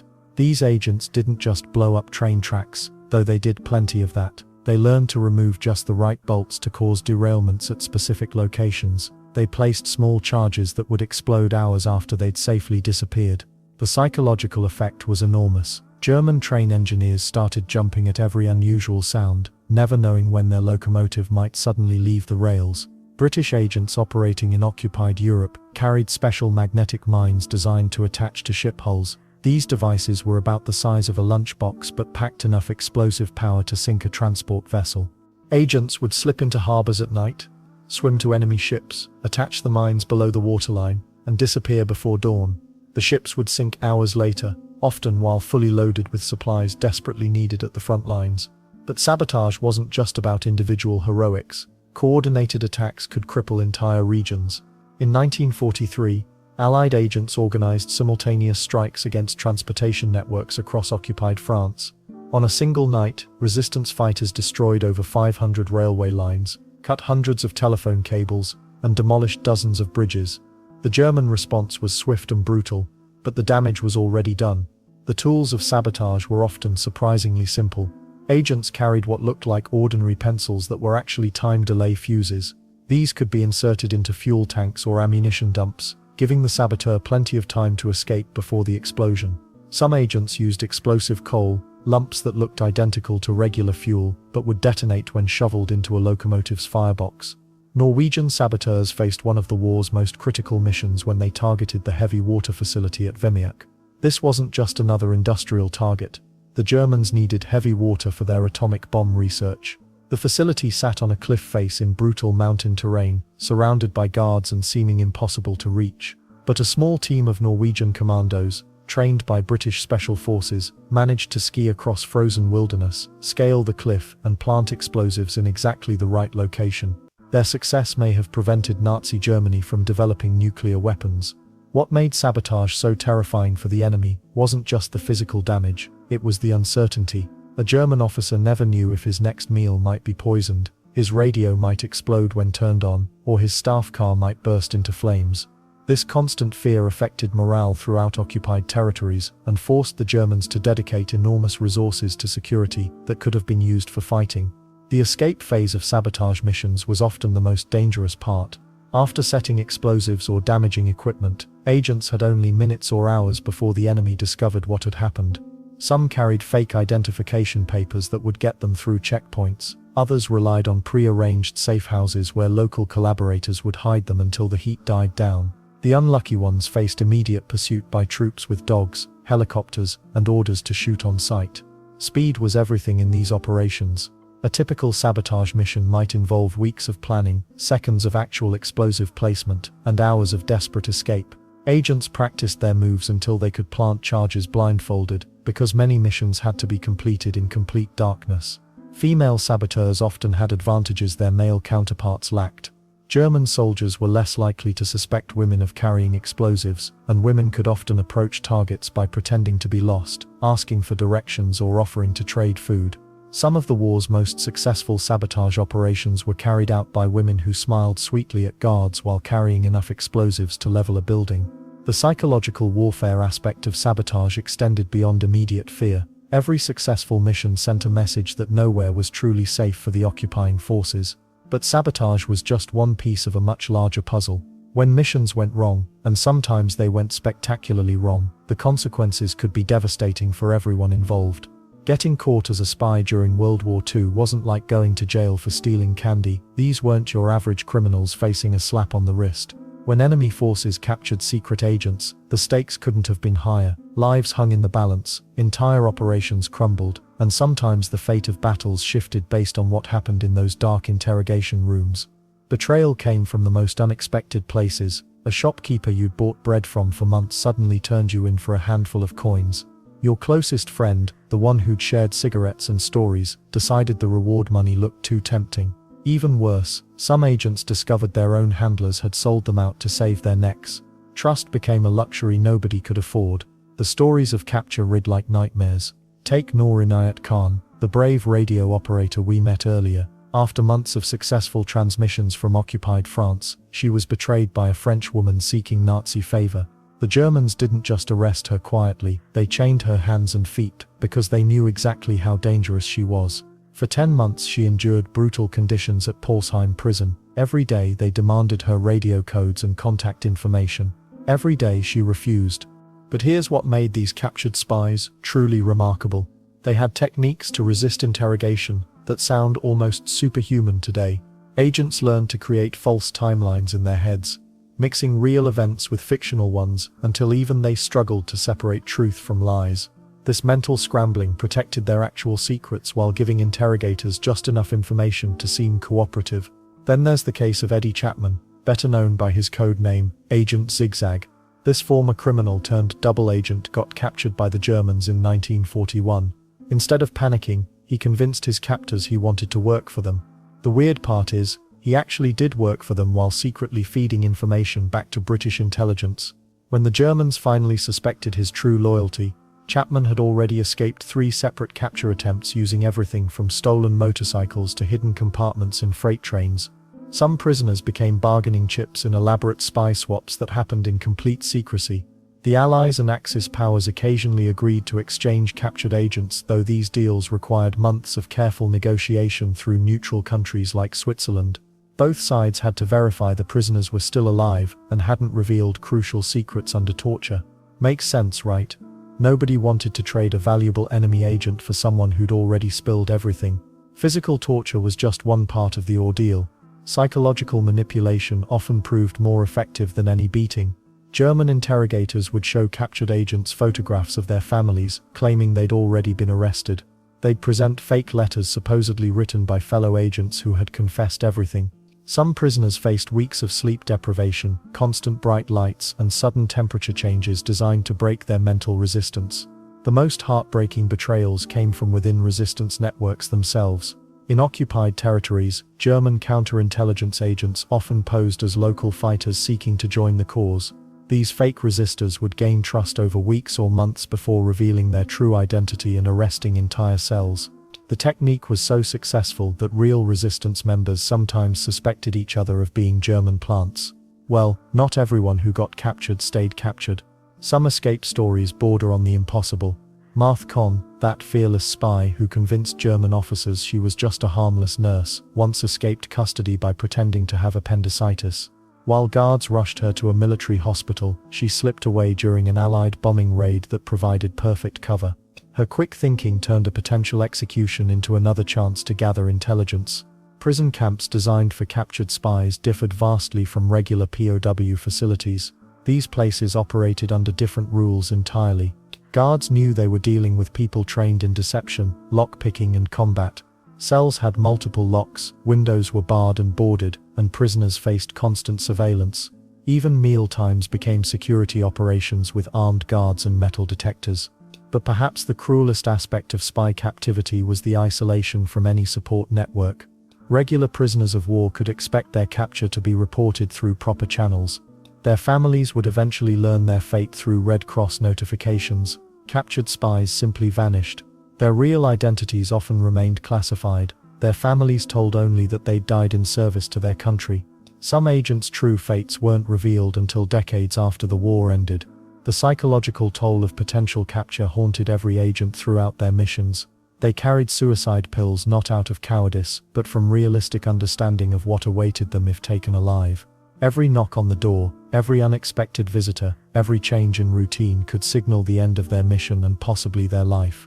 Yet despite these terrifying possibilities, agents continued volunteering for the most dangerous assignments. Their courage in the face of almost certain betrayal and capture would soon inspire entire secret organizations dedicated to managing the complex world of double agents and deception operations. Behind every famous spy mission lurked entire organizations most people never heard of. While Hollywood loves lone wolves sneaking through enemy territory, the reality was far messier and more fascinating. 3 massive spy networks battled it out during World War II, each with their own weird quirks and deadly secrets. America created the Office of Strategic Services in 1942. The OSS sounds boring, right? Well, these folks recruited college professors to analyze enemy movements and convinced socialites to seduce Nazi officers for information. Their training camps looked like summer camps from hell. Recruits learned to kill with pencils, pick locks with hairpins, and forge documents so convincing they fooled even the people who originally issued them. The OSS loved recruiting from Ivy League universities.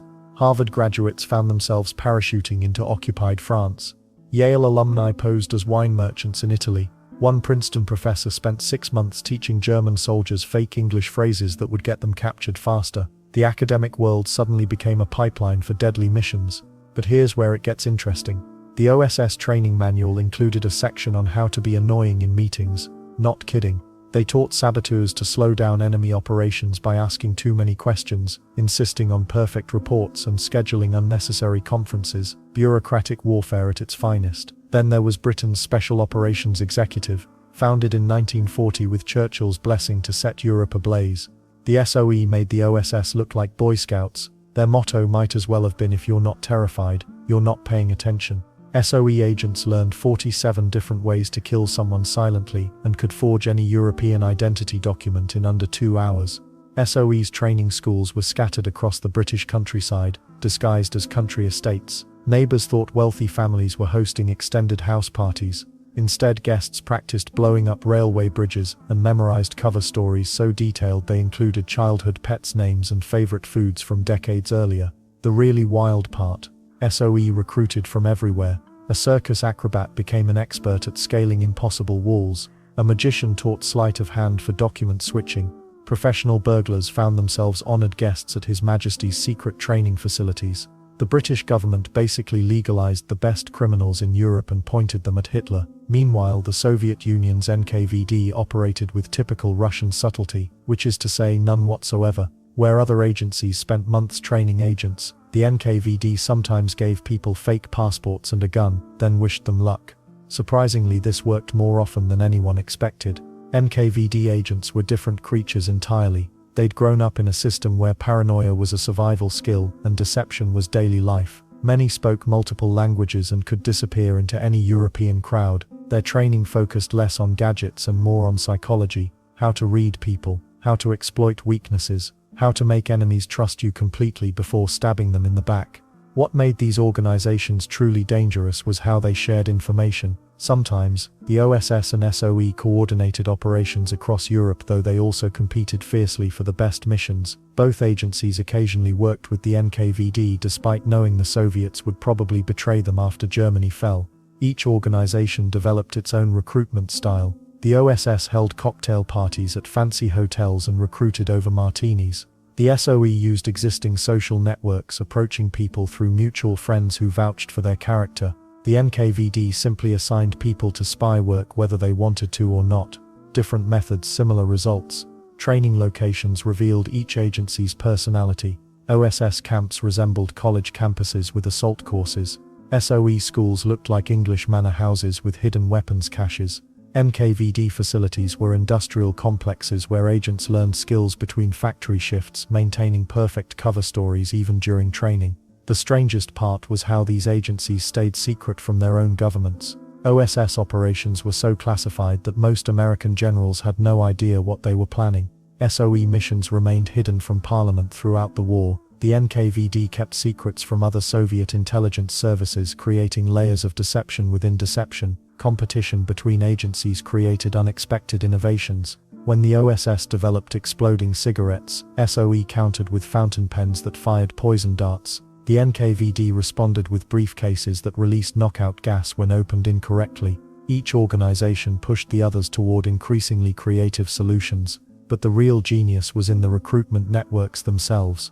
These agencies didn't just find individual spies. They built entire communities of people willing to risk everything for victory. Safe houses, document forgers, radio operators, getaway drivers. Each organization created shadow versions of normal society, complete with their own rules and loyalties. By 1944, these three agencies were running thousands of agents across occupied Europe. Yet for all their success, they also experienced spectacular failures that cost lives and compromised entire networks. Sometimes the most carefully planned operations collapsed because of simple human mistakes. Not every spy mission ended with medals and movie-worthy escapes. Some operations crashed and burned spectacularly, taking brave agents down with them. The world of espionage wasn't just about brilliant successes. It was also about devastating failures that cost lives and left networks in ruins. Operation Bernhard nearly worked too well for the Germans, then backfired completely. The Nazis had perfected counterfeiting British pounds, planning to flood England with fake money and destroy their economy. But when German agents tried to spend the counterfeit cash in neutral countries, local banks spotted the fakes immediately. The operation exposed an entire German spy ring in Switzerland. Worse yet, the fake money was so obvious that it actually helped British intelligence identify German agents across Europe. Talk about shooting yourself in the foot. German counterintelligence proved devastatingly effective at setting traps. The England Spiel operation in the Netherlands became a nightmare for British SOE. German agents captured Allied radio operators, then used their equipment to send fake messages back to London. For nearly 2 years, the Germans convinced British headquarters that their Dutch networks were still operational. Every new agent parachuted into Holland landed directly into German hands. 54 agents were captured this way. Most never returned home. Radio equipment failures doomed countless missions before they even started. Agents would parachute behind enemy lines only to discover their radios were damaged during the drop. Without communication, they couldn't request supplies, report intelligence, or call for extraction.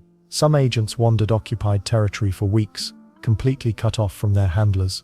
Others had to abandon their missions entirely, focusing solely on survival and escape. Then there were the code drops that went horribly wrong. British agents in France once spent 3 nights waiting at a designated field for a supply drop that never came. Unknown to them, the pilot had misread coordinates and dropped weapons and explosives directly onto a German patrol station. The Germans used the captured equipment to trace radio signals back to the waiting agents. The entire cell was arrested within 48 hours. Weather proved to be an unexpected enemy that ruined carefully planned operations. A mission to sabotage Norwegian industrial facilities failed when an unexpected blizzard trapped agents in the mountains for 6 days.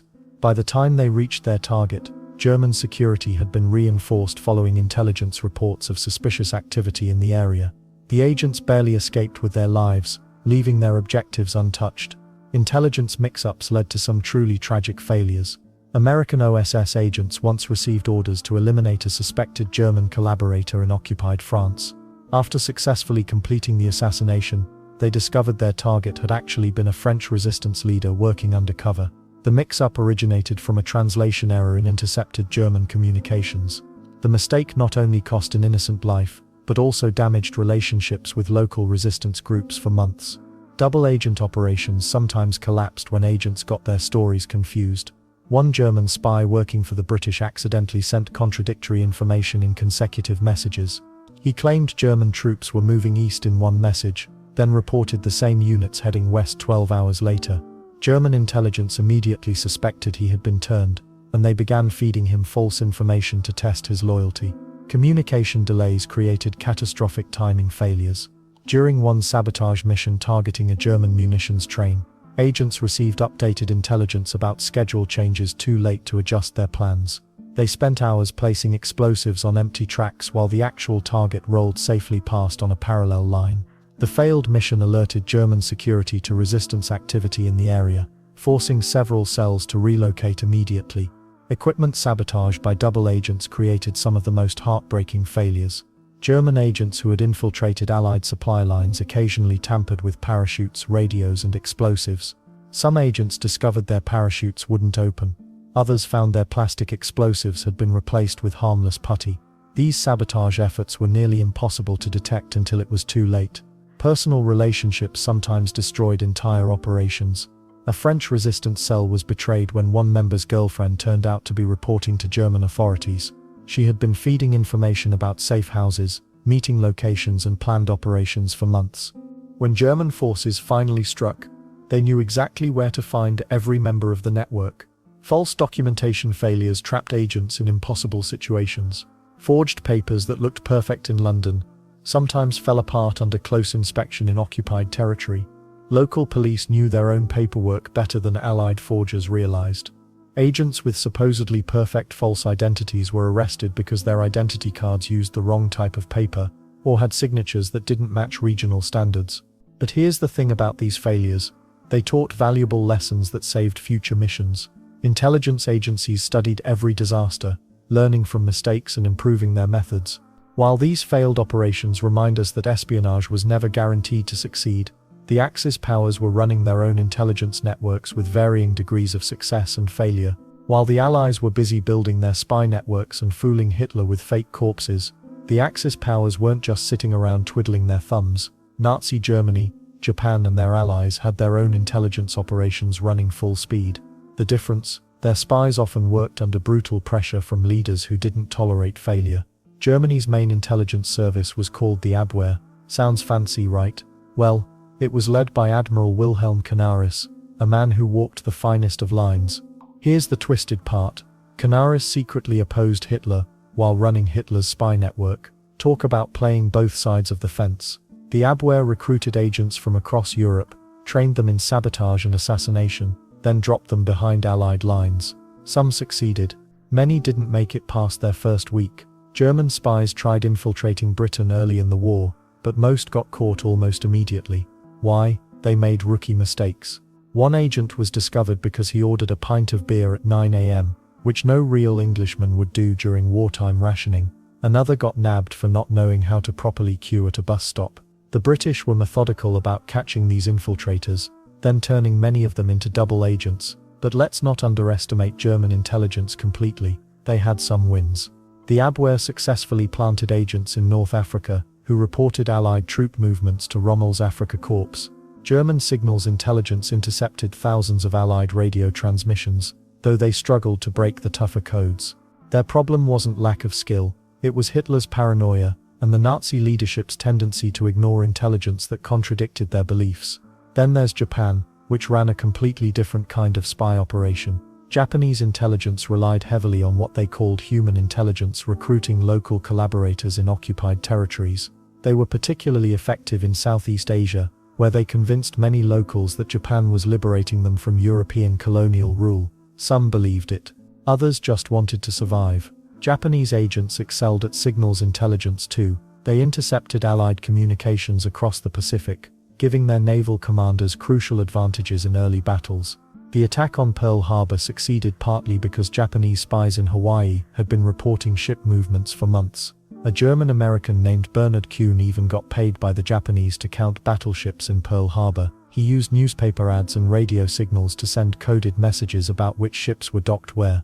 What made Axis intelligence different from Allied operations was the constant fear factor. German and Japanese spies knew that failure often meant execution, not just for them but sometimes for their families too. This created agents who were either incredibly motivated or completely terrified. Neither emotion leads to great decision-making under pressure. Hitler himself was obsessed with spy reports, but only the ones that told him what he wanted to hear. When German agents reported that the Allies were planning to invade Normandy, Hitler dismissed it because he was convinced they'd attack Calais. This wasn't stupidity.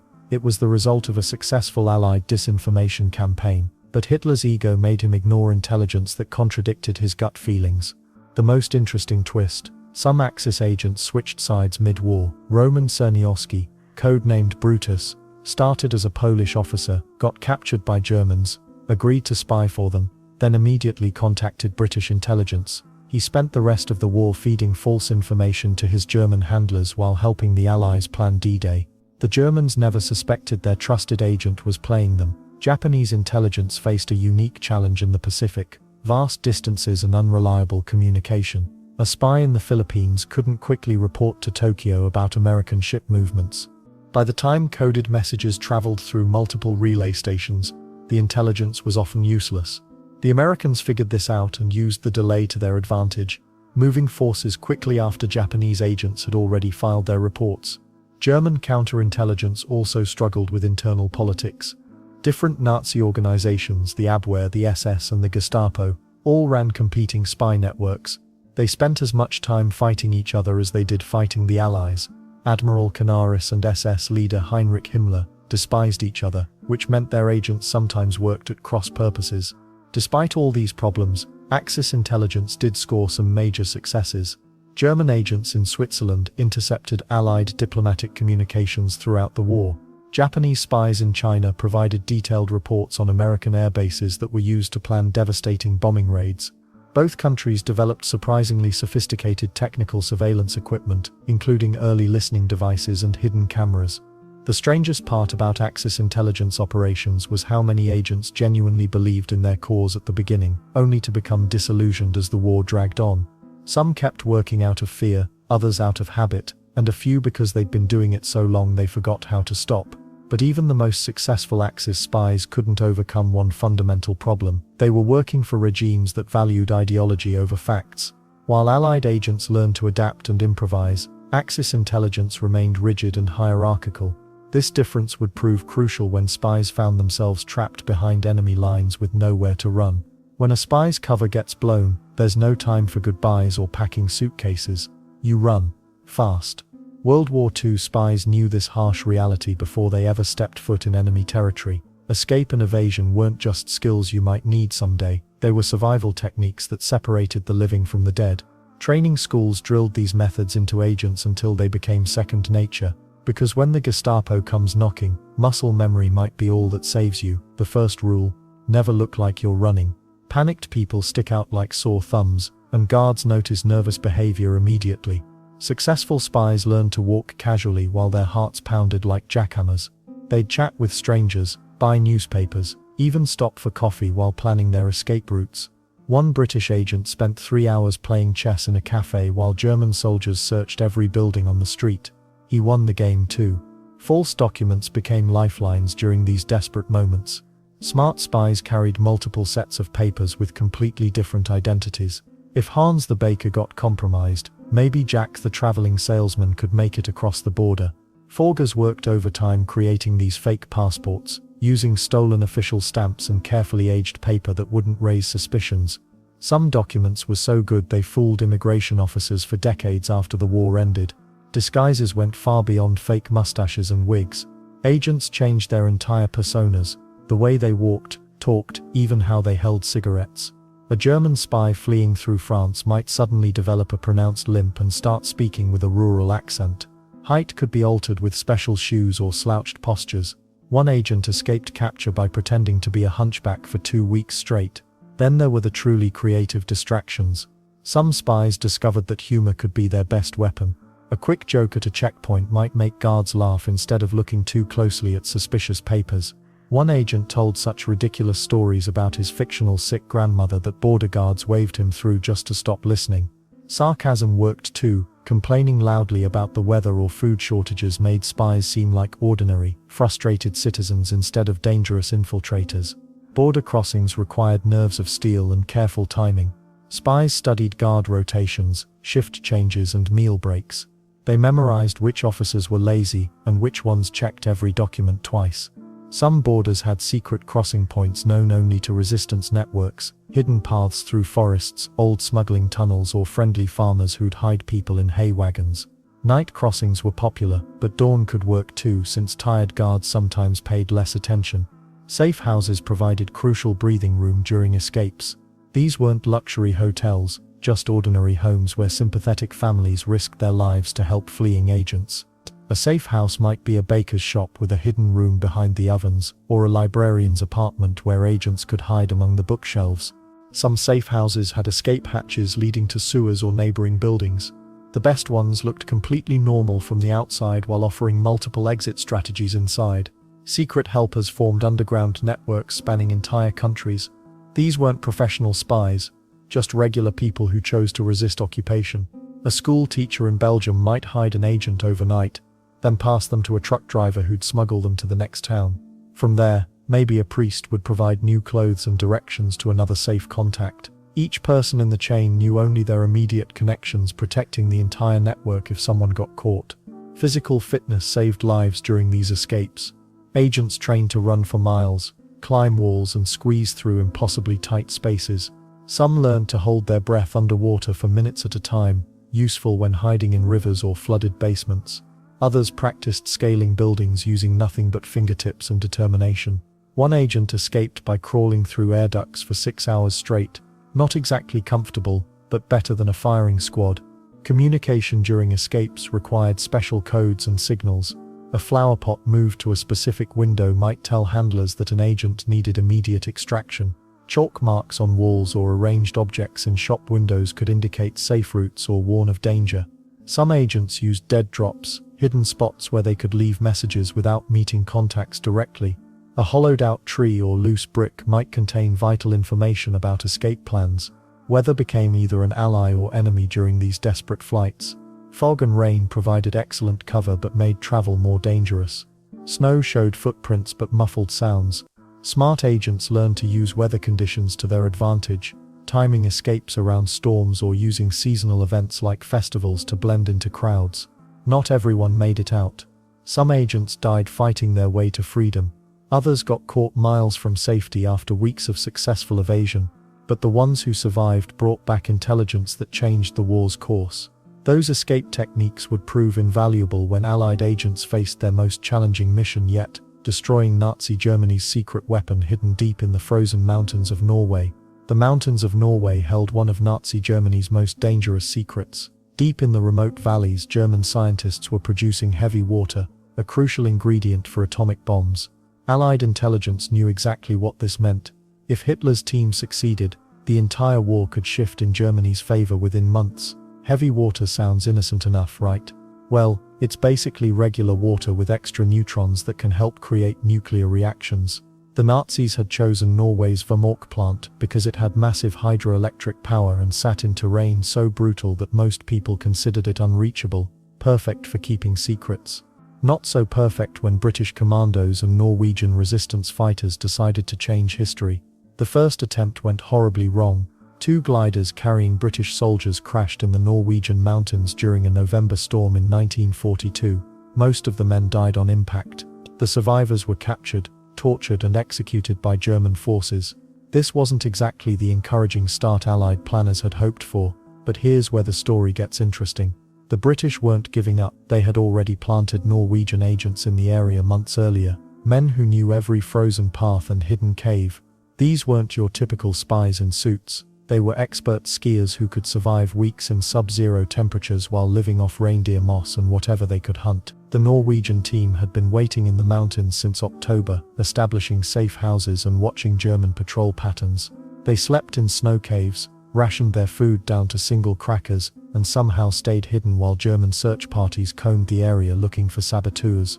Their leader, Jens Anton Paulsen, later said the waiting was worse than the actual mission. Then came Operation Gunnicide in February 1943. 6 more Norwegian commandos parachuted into the wilderness, but their drop zone was miles off target thanks to fierce winds. They had to ski for days through blizzards just to find the advance team. When they finally met up, the combined group of 10 men looked more like frozen scarecrows than elite soldiers. The Vemork plant sat on a cliff edge, surrounded by guard towers, searchlights and minefields. The Germans had added extra security after the failed glider attack. Getting inside seemed impossible through normal routes, so the Norwegians found an abnormal route instead. They decided to climb down a steep gorge that the Germans considered impassable. The rock face was covered in ice. The wind howled constantly, and one slip meant a deadly fall into the river below. But the Germans weren't watching this side because they figured nobody could be crazy enough to try it. They were wrong. The night of February 27th, the saboteurs made their move. They rappelled down the cliff, crossed the frozen river, and climbed up the other side like mountain goats. The hardest part wasn't the climb. It was doing all this while carrying explosives, weapons and tools without making a sound. Once they reached the plant, they cut through a fence and crawled through a tunnel that led to the heavy water production room. The German guards were having a quiet night, probably drinking coffee and complaining about being stationed in such a miserable place. They had no idea that 10 men were slithering through their defenses. Inside the facility, the Norwegians planted explosive charges on the heavy water containers and production equipment. They used specially designed bombs that would destroy the machinery without killing German workers or civilians. This wasn't about revenge, it was about stopping atomic bomb development while keeping their moral compass intact. The explosion worked perfectly. Hundreds of pounds of heavy water went flowing down drains, and the production equipment was wrecked beyond quick repair. The German scientists would need months to rebuild, buying the Allies precious time in the nuclear race. But getting out alive proved just as dangerous as getting in. The saboteurs split into small groups and escaped on skis, with German patrols chasing them across the wilderness. Some headed to Sweden, others disappeared into remote mountain hideouts. All of them made it out safely, which was almost miraculous considering the circumstances. The Germans tried to rebuild Vemork, but the Norwegian resistance wasn't finished. Allied bombers attacked the facility later, and when the Germans finally decided to move their remaining heavy water supplies to Germany, Norwegian agents sank the ferry carrying the shipment. The heavy water containers ended up at the bottom of a Norwegian lake. This series of sabotage missions seriously delayed German atomic bomb research. Some historians argue it helped prevent Hitler from developing nuclear weapons before the war ended. Not bad for a bunch of guys on skis who started out eating reindeer moss in snow caves. The success in Norway proved that even the most heavily guarded Nazi facilities could be penetrated with enough courage and creativity. But espionage during the war wasn't always about explosions and daring escapes through mountain passes. Sometimes the most powerful secrets were hidden in places nobody would think to look. The saboteurs had blown up heavy water plants and resistance fighters had cut railway lines, but some of the war's most brilliant deceptions happened in plain sight. Art galleries, concert halls, and poetry readings became battlegrounds where secrets traveled through brushstrokes and musical notes. Museums across occupied Europe displayed paintings that looked perfectly innocent to Nazi censors. What they missed were the hidden messages painted into seemingly normal landscapes. A French resistance artist named Claude Latour painted countryside scenes for German officers who bought them as souvenirs. The joke was on them. Each painting contained detailed information about German troop positions coded into the number of trees, the placement of clouds, even the colors of flowers in meadows. The system worked like this: 3 red poppies meant 3 tank divisions, a church steeple leaning left indicated westward movement, and storm clouds gathering showed an attack planned within days. German officers hung these paintings in their homes, never realizing they were displaying Allied intelligence reports on their own walls. Musical scores proved even more clever for hiding secrets. A Polish composer in Warsaw sent sheet music to contacts across Europe, but the real message wasn't in the melody. The spacing between notes, the choice of key signatures, and even the number of measures contained encrypted intelligence about German supply lines and officer movements. One piece called Spring Waltz became famous among resistance networks. To anyone listening, it sounded like a cheerful dance tune. The coded message hidden in its musical notation revealed the exact schedule for German ammunition trains traveling through occupied Poland. Allied bombers used this information to destroy 12 supply convoys in a single month. Poetry offered another perfect disguise for dangerous secrets. A British agent named Margaret Thompson published love poems in French literary magazines throughout the war. German censors read every line looking for obvious spy communications, but they completely missed the real code. The first letter of each line, when read vertically, spelled out detailed intelligence about German fortifications along the Atlantic coast. Her most famous poem, titled My Heart in Winter, appeared to be a sad piece about missing a lover. German censors approved it for publication without hesitation. The hidden message it contained gave Allied commanders precise locations of German artillery positions before D-Day. The poem literally helped save thousands of Allied lives, and the Germans never figured it out. Then, there were the chess games that weren't really chess games at all. 2 Soviet agents in Berlin played correspondence chess through a neutral Swiss newspaper. Their moves appeared in the sports section every week, looking like an innocent game between chess enthusiasts. Each move actually represented coded intelligence about German war production and troop movements. The knight to Queen's Bishop 3 meant aircraft factory production had increased. Castling indicated new divisions moving east toward the Russian front. A simple pawn move could signal that a German general had been replaced, or that fuel supplies were running low. The game lasted 3 years, and German intelligence never suspected that each published move was actually a military intelligence report. Art objects themselves became message carriers in ways that would make any spy novel jealous. A Belgian antique dealer named Henri Dubois ran a shop that German officers loved to visit. They bought expensive vases, paintings, and sculptures to send home to their families. What they didn't know was that Dubois had perfected the art of hiding microfilm inside hollow picture frames and beneath the bases of ceramic figurines. One German colonel bought a beautiful porcelain dancer as a gift for his wife. Hidden inside the figurine's base were photographs of every document that had crossed his desk for 2 months, including invasion plans for the Eastern Front. The colonel's own purchase delivered vital intelligence directly to Allied handlers. The strangest artistic deception involved a German-speaking Allied agent who convinced Nazi art officials that he was researching folk music traditions. He traveled across occupied territories recording traditional songs from local musicians. The recordings were genuine, but hidden between the songs were coded radio transmissions from resistance groups. German officials actually helped distribute these records to libraries and cultural centers, unknowingly spreading Allied intelligence reports across their own territory. Some agents discovered that enemy censors had predictable blind spots when it came to culture. A painting of flowers rarely got scrutinized as carefully as a letter mentioning troop movements. A musical score seemed too artistic to contain military secrets. Poetry appeared too emotional and abstract to hide practical intelligence. These artistic deceptions required incredible patience and skill. Agents spent weeks perfecting codes that looked natural within paintings or musical compositions. One small mistake in the artistic disguise could expose entire spy networks. Yet the rewards were enormous because artistic messages could travel openly through enemy territory without raising suspicion. The beauty of these operations was their simplicity, hiding in plain sight. While German counterintelligence agents searched for radio transmissions and intercepted letters, some of the war's most important secrets traveled through art galleries and concert halls right under their noses. But artistic codes weren't the only way spies disappeared into enemy territory for years at a time. The daily reality of maintaining false identities created psychological pressures that few people could handle. Living as a spy meant becoming someone else entirely, not just for a few hours or days but sometimes for years on end. These agents didn't just wear disguises, they became their fake identities so completely that even they sometimes forgot who they really were. Take Klaus Folks, who spent nearly a decade pretending to be a loyal British scientist while secretly feeding atomic bomb secrets to the Soviets. Every morning he'd wake up, put on his lab coat, and chat with colleagues about the weather. Every evening he'd go home to his quiet apartment and write coded reports about the Manhattan Project.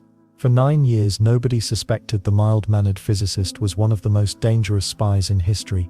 Then there was Nancy Wake, who operated under so many false identities that German officers called her the White Mouse because she kept slipping through their fingers. She worked as a journalist in Marseille while secretly running escape routes for Allied soldiers. Her cover was so good that she attended Nazi dinner parties, charming SS officers while mentally cataloguing their troop movements. The weird part, she actually enjoyed the social events, even though she was surrounded by people who would have shot her on the spot if they knew the truth. Living undercover meant mastering the small details that most people take for granted. Spies had to remember their fake birthdays, memorize fictional childhood stories, and even learn to write with different handwriting. Virginia Hall practiced walking differently to hide her prosthetic leg, while other agents spent months perfecting regional accents. One British agent in France nearly blew his cover because he looked the wrong way when crossing a street, a dead giveaway that he wasn't really French. The psychological toll was brutal. Imagine never being able to relax, never being able to trust anyone completely, never being able to be yourself. Some agents went months without speaking their native language. Others had to watch friends get arrested without being able to help, because intervening would expose their mission. Agent Garbo, Juan Pujol Garcia, lived such an elaborate double life that he created an entire network of fictional sub-agents to support his cover story. He invented detailed backstories for imaginary people, complete with personal problems and family drama. The Germans were so convinced these fake agents were real that they sent Christmas cards to some of them. Talk about method acting taken to the extreme. But let's not forget the loneliness factor. Many spies couldn't contact their families for years. They missed birthdays, funerals, weddings, all the moments that make life meaningful. Some agents received news that loved ones had died, but couldn't even attend the funeral without blowing their cover. Others got married and had children while undercover, creating real relationships built on lies. The paranoia never stopped. Every knock on the door could be the Gestapo. Every new neighbor might be watching. Every casual conversation could be a test. Agents developed nervous habits, constantly checking escape routes, sleeping with one ear open, never sitting with their backs to doors. Some became so paranoid that they continued these behaviors long after the war ended.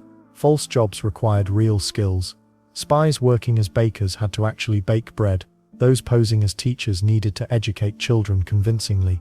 Nancy Wake once had to kill a German sentry with her bare hands, then return to her role as a charming socialite at a dinner party an hour later. The ability to compartmentalize emotions became a survival skill. Some agents got so deep into their roles that they started thinking like their cover identities. A spy posing as a Nazi sympathizer might find himself accidentally agreeing with propaganda, then feeling disgusted with himself later. The line between performance and reality blurred dangerously. Communication with handlers was sporadic and risky. Agents might go months without any contact from their home country, wondering if they'd been forgotten or if their mission had been cancelled. Some discovered only after the war that their families had been told they were dead. Money was another constant worry. Spies couldn't exactly put secret agent on job applications, so they had to find legitimate ways to support themselves while maintaining their cover. Some resorted to black market trading, others relied on resistance networks for food and shelter. The really successful long-term agents developed almost supernatural instincts about danger. They could sense surveillance, spot fake documents, and identify other spies just by observing behavior patterns. These skills came from constant practice and the knowledge that one mistake meant death. What made it even harder was that many of these deep cover agents couldn't reveal their true identities even after the war ended. Some took their secrets to the grave, dying as the people they pretended to be, rather than the heroes they actually were. This kind of sustained deception created masters of human psychology, people who understood better than anyone how to read others and hide themselves. But those same skills that kept them alive during wartime often made it impossible to form genuine relationships afterward. When you think about World War II spies, you probably picture suave adults in trench coats sneaking around. But here's something that might surprise you. Some of the most effective agents were just kids. Teenagers, sometimes even younger. The reality: children made perfect spies because nobody suspected them. Take Marcel Tellandier, a 14-year-old French boy who became one of the most reliable couriers for the resistance. While German soldiers searched adults at checkpoints, Marcel would ride his bicycle right past them, carrying coded messages hidden inside his school notebooks. His homework assignments were actually detailed reports about German troop movements. The kid was literally doing spy work for extra credit, except the stakes were life and death. Then there's the incredible story of Freddie Overstegen, who was only 14 when she started working with the Dutch resistance. She would flirt with German soldiers in bars, convincing them to follow her into the woods for a romantic encounter. Instead, they'd find resistance fighters waiting to capture them. Freddie used her innocent appearance as the perfect weapon. Who would suspect a teenager of being a master manipulator? But the creativity didn't stop there. Schools across occupied Europe became unofficial spy headquarters without most teachers even knowing it. Students formed secret code clubs that looked like harmless study groups. They'd practice sending messages using everything from finger taps to doodles in textbook margins. One school in Belgium had kids who memorized German supply schedules by turning them into silly songs they'd sing during recess. The weird part is how natural children were at this work. Adults overthink deception, but kids, they lie about homework all the time anyway. Converting that skill to fooling Nazi officers wasn't such a big leap. Consider the case of young Polish scouts who turned their organization into an intelligence network. These weren't just random kids playing spy games. They had proper training, code names, and dangerous missions. Scout troops would go on nature hikes that were actually reconnaissance missions to map German defensive positions. Their merit badge system became a cover for tracking who had completed which intelligence operations. Makes sense, right? Adults see a group of kids with backpacks heading into the woods and think camping trip. They don't think military surveillance operation. Some children became specialists in smuggling. Kids could hide messages inside toys, school supplies, even their lunch. One young girl in France regularly carried intelligence reports by hollowing out her dolls and stuffing coded papers inside. German soldiers would smile at the cute little girl with her toy, never imagining she was transporting battle plans that could change the course of entire operations. Well, not every child agent worked alone. Families sometimes created multi-generational spy cells. Parents would train their children in basic tradecraft while maintaining their own cover identities. Sunday dinner conversations included lessons on how to spot surveillance, create believable lies, and memorize information quickly. These weren't normal families teaching normal life skills. The most dangerous assignments often went to teenagers who could pass as young adults. 16-year-old couriers would travel between cities carrying messages too sensitive for radio transmission. They'd memorize entire documents, then destroy the originals. If caught, these kids faced the same brutal interrogation techniques used on adult spies. The Germans didn't offer special treatment just because someone was underage. But here's what made child agents particularly valuable: their emotional invisibility. Adults in wartime were constantly watched, questioned, suspected. Everyone knew grown-ups had reasons to be spies. Children, though, they were just part of the background noise of daily life. A kid running errands, playing in the street, or walking to school barely registered as a potential threat. Let's not forget how children's natural curiosity actually helped their missions. Kids asked questions that would seem suspicious coming from adults. Why are all those trucks going that way? Sounds innocent from a 12-year-old. From a grown man, it sounds like espionage. Some young agents developed incredibly sophisticated techniques. They learned to read upside-down documents on desks while pretending to play. They memorized the sounds different types of military vehicles made, then reported troop movements based on audio alone. One teenage spy in Norway could identify specific German units just by listening to their radio chatter, even though she didn't speak German. And the weird part is how many of these young spies kept their secrets for decades after the war. Some never told their own children about their wartime activities. They carried these incredible stories in silence, waiting until historians finally started asking the right questions. The children who served as wartime spies proved that age had nothing to do with courage or capability, but their success depended on something even more crucial than bravery.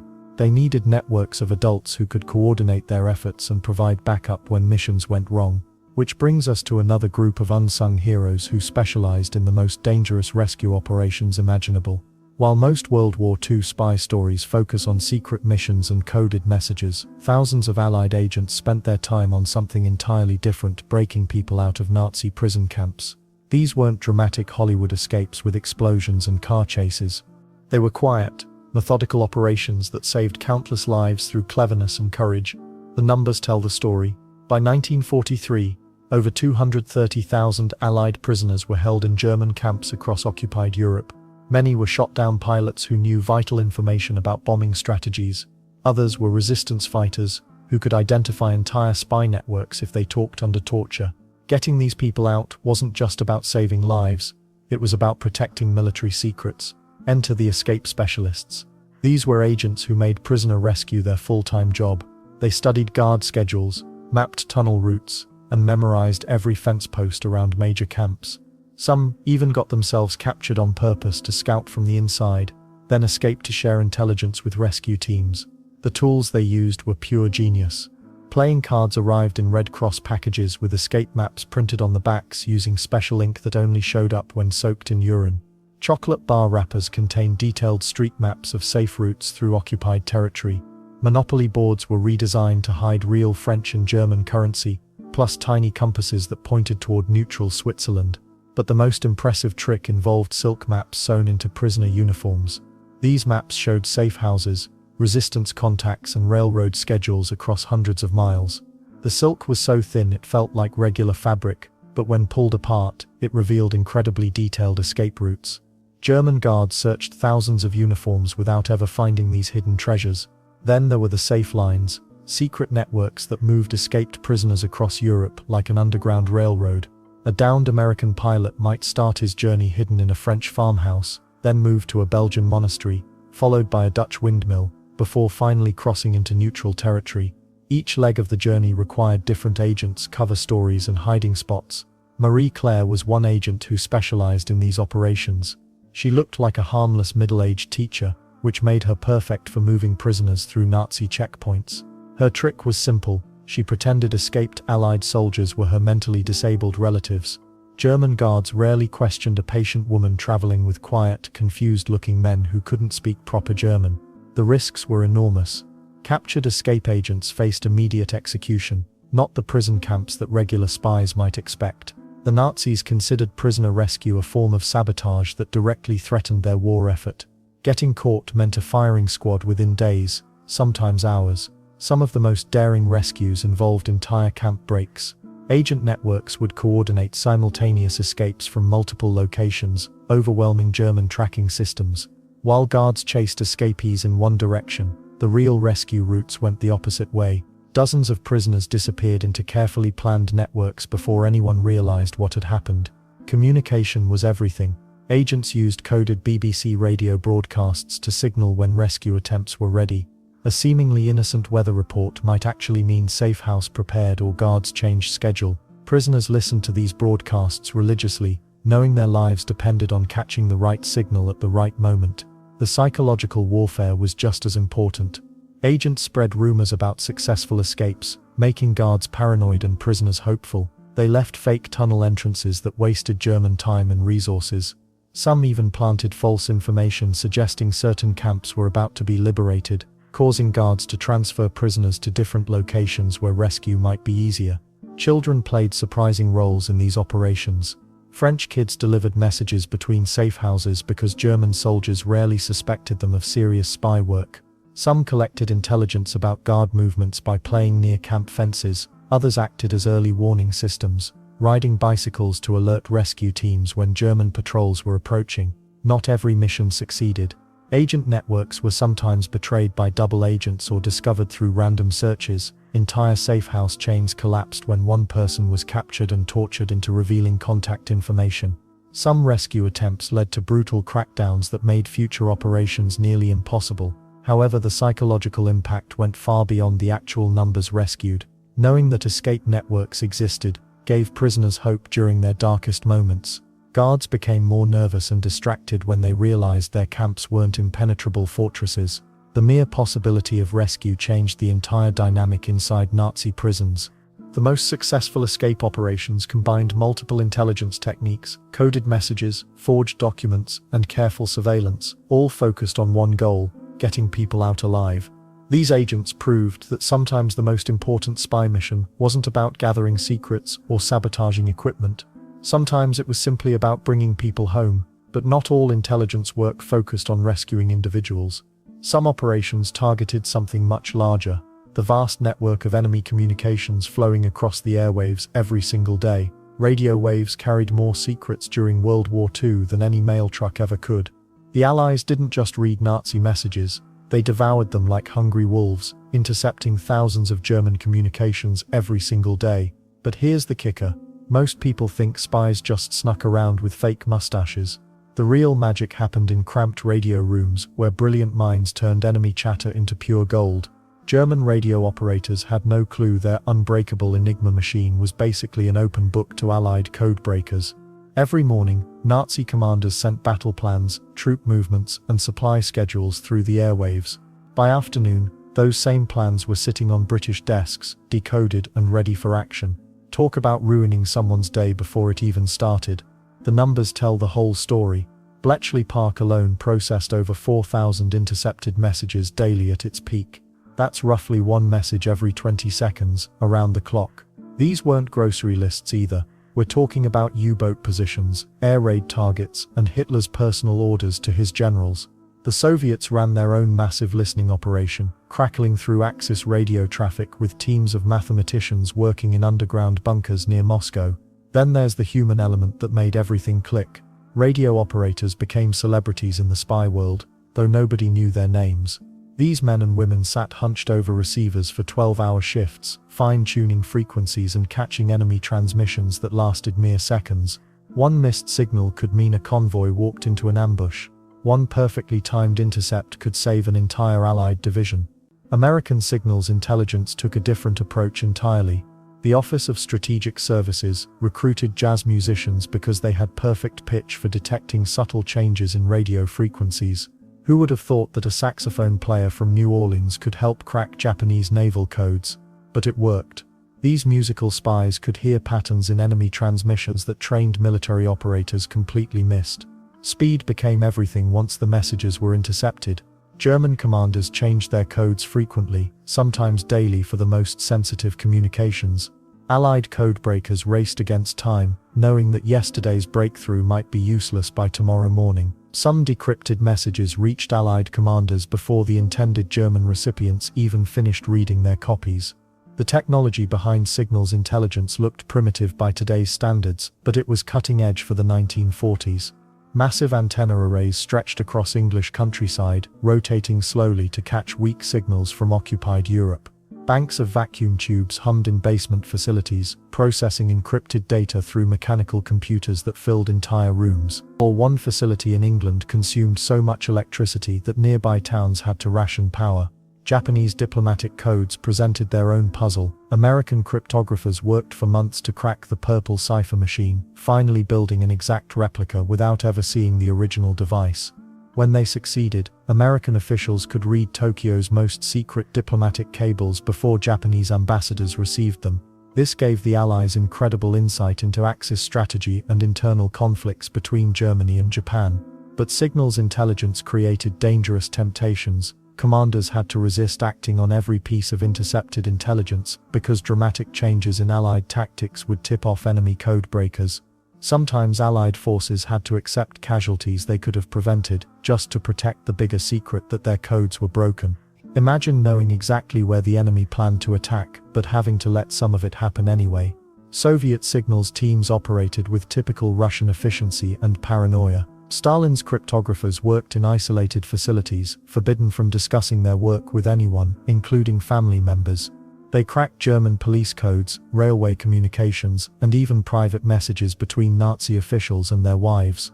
Some Soviet radio operators spent the entire war listening to the same German frequency, becoming so familiar with enemy operators that they recognized individual sending styles like handwriting. The Germans weren't sitting idle either. Their signals intelligence service, the B-Dienst, achieved some remarkable successes against Allied communications. They cracked several British naval codes and tracked Allied convoy movements across the Atlantic. German U-boat commanders sometimes knew more about Allied shipping schedules than British port authorities did.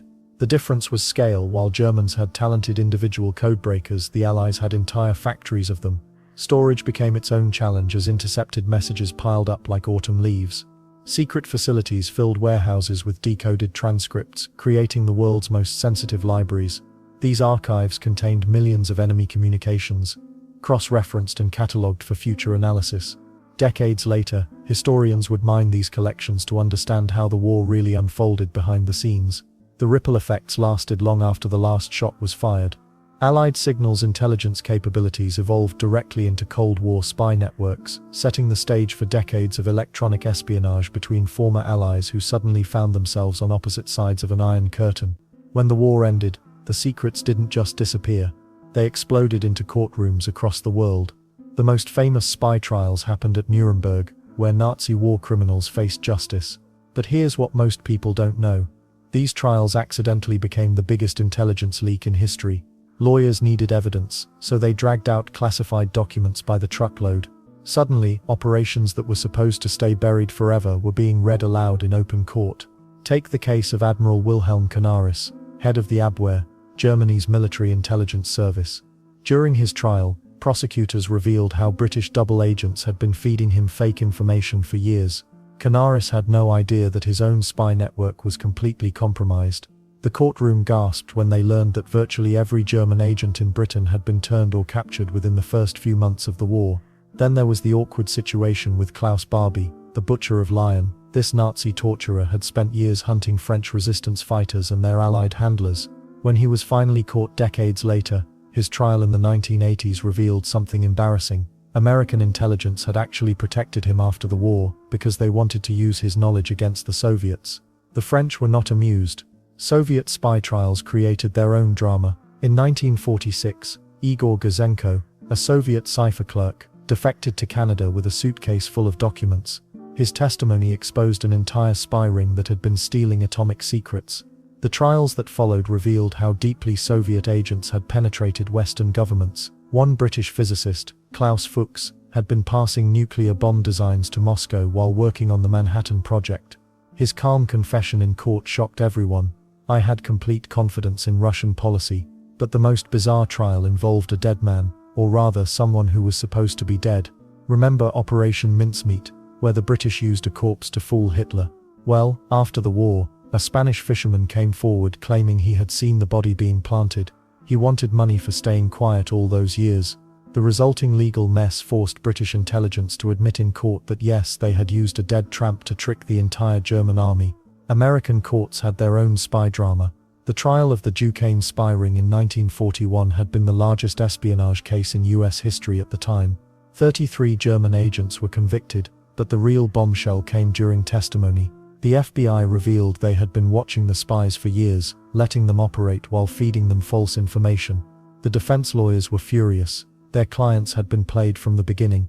Japanese war crimes trials revealed a different kind of espionage horror. Unit 731, Japan's Biological Warfare Division, had conducted gruesome medical experiments on prisoners while gathering intelligence on biological weapons. When American prosecutors learned that the Japanese had valuable research data, they made a deal. The war criminals got immunity in exchange for their scientific findings.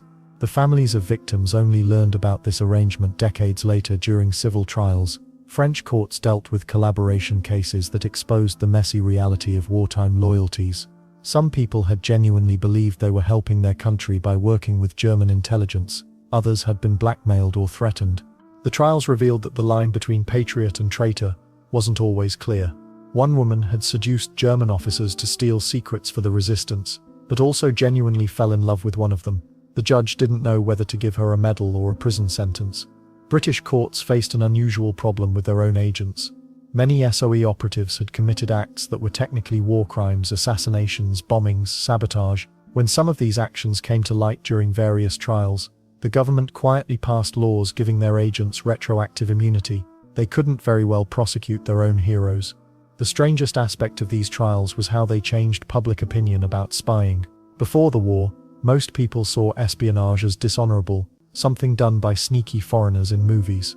But the trials revealed ordinary citizens who had risked everything to fight tyranny. Suddenly spies became heroes instead of villains. Some trials never happened at all. High-value German intelligence officers were quietly spirited away by both American and Soviet forces.